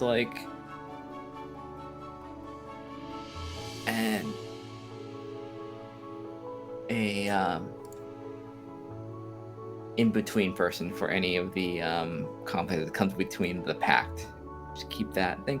Now that she has the backing of a certain archangel, that things has to be harmonious, so it allows her to be somewhat as lazy as she wants to with the occasional work. Still that lifestyle still it's not like she becomes super responsible or anything. It's enough to keep the world from getting on fire again. Excellent. Yeah. There's a little bit of conflict over the suit. Do you keep the suit, or do you or do you let him have it? No, absolutely. You know what? I think this is part of the thing where she would say, you know what? This is for all the times you tell me to grab something. I don't know what it is. It turns out to be a big thing, but guess what? I'm going to keep it this time. All right. I think that it's going to... I think that, yes, there's a lot of conflict here, but you have an archangel also who is on the other side of it, so it's never able to really go that far. This sounds a little harmonious, but she's still gonna be a bit of a jerk about everything. She's not. She is not. Yeah. Performed all the way. The one thing you will learn, though, is that apparently that second suit was not actually for him. And so he's quite upset about that. But that is perhaps for another time. Thank you all very much for playing Urban Shadows. It has been... Wow. Yeah, a while. It has been a journey. Yes. Finally getting to this point. And I loved the way that you played these characters. I loved how much you all put into these characters. I wish that we still could have had Katie and Alyssa. Thank you, Katie and Alyssa, both, wherever you are. We love you madly. And I really adore the story that we're all able to weave together here. And I very much appreciate it. I think that also we're just going to go around and do our outros. And so we've gone over a bit, and I do apologize for that. Finales. We're going to go ahead and get out of here. And so feel free to tell folks where they can find you. Feel free to plug whatever you like. And any final thoughts you had about this session and indeed this campaign. And we shall start, as is our custom, with Lynn. Hey, this was so much fun. Oh god, it was thank you so much for facilitating all this, and I have loved every time looking at the relations like circle every time. This has been so much fun, y'all. Thanks. And being just like we for two people who had very little like in the way of like the characters having any way of knowing what they were doing, we did all right. We did. We did all right. We did all right. Awesome. Yeah. I'm Lynn, Flying Cirrus on Twitter, Twitch, any place else, and you can check out all the art that I do and the games I'm playing, the things I'm doing, including on Saturday is going to be Scion Birth of the New Gods on Wandering DM, where I play a kitsune who is a little over her head with a bunch of scheming trickster gods, so that's always fun. And on actually tomorrow on Critical Misses, it is our Humblewood game. We're a bunch of animals on a quest to basically break into a magic school and get a bunch of items. It has been heartwarming and it's been cute, and I get to play like just a magic crow, so that I love that. I love that stuff. And that's you'll see me. There'll be things coming up, but follow me and figure out what I'm doing. And thank you, everybody.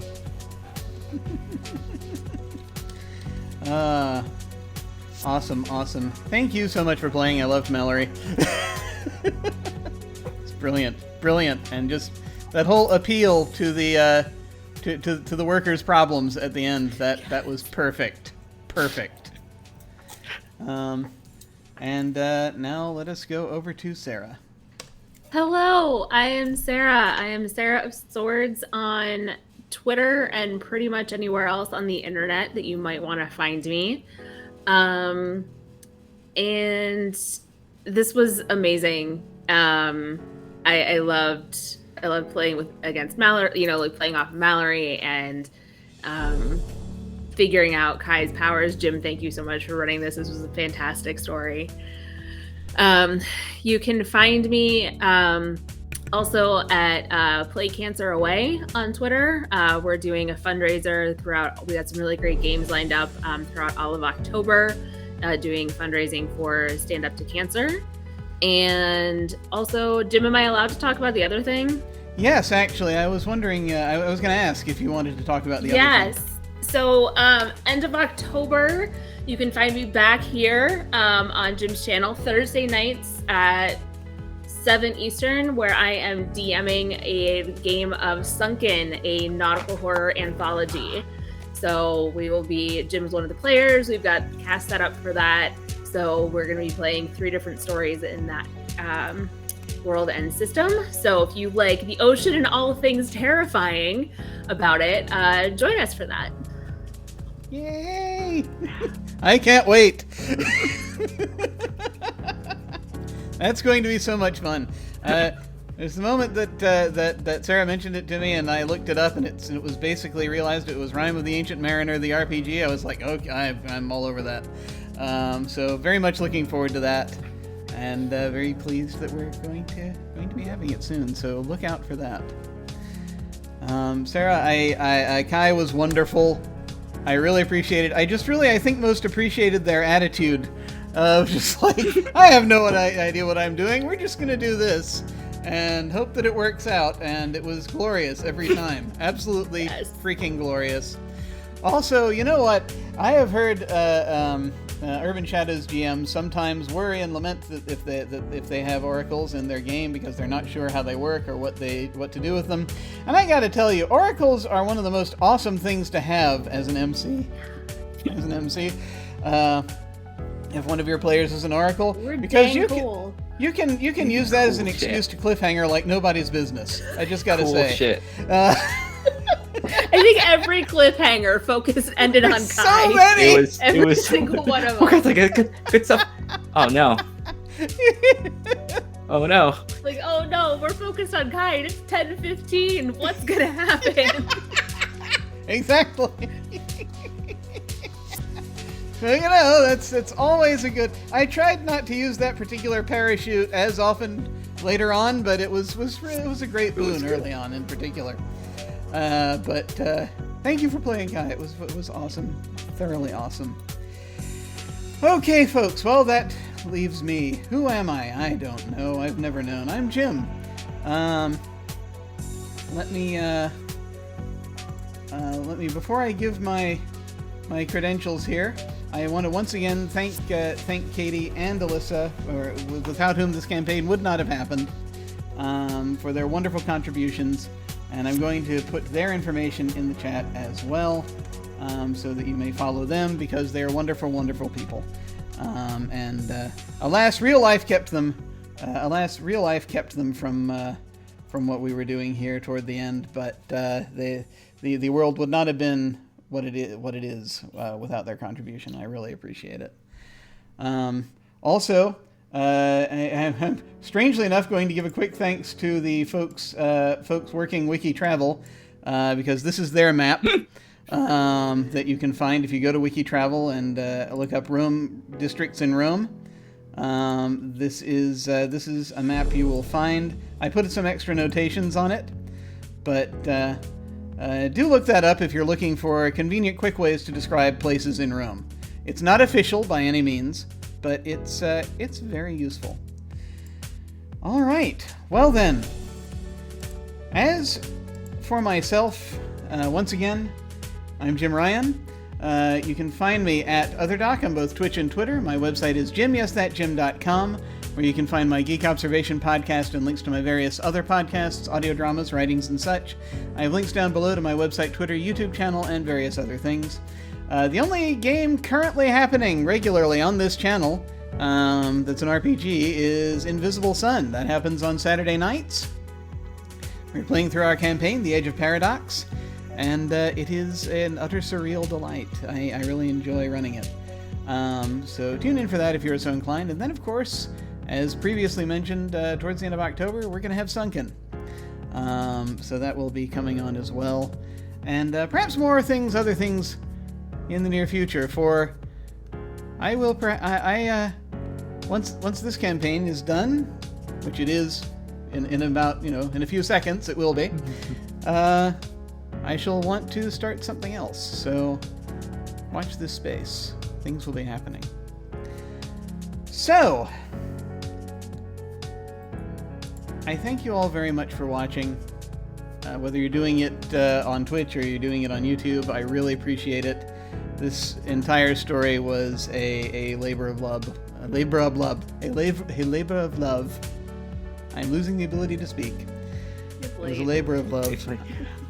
I adored all of the stuff we were able to do as we played with Roman mythology and with the tropes of urban fantasy, and it's one of the reasons Urban Shadows is one of my favorite games, is because you can do that kind of stuff with it, and it works. So thank you all very much for watching. Take care, and we will see you all of a sudden. Farewell.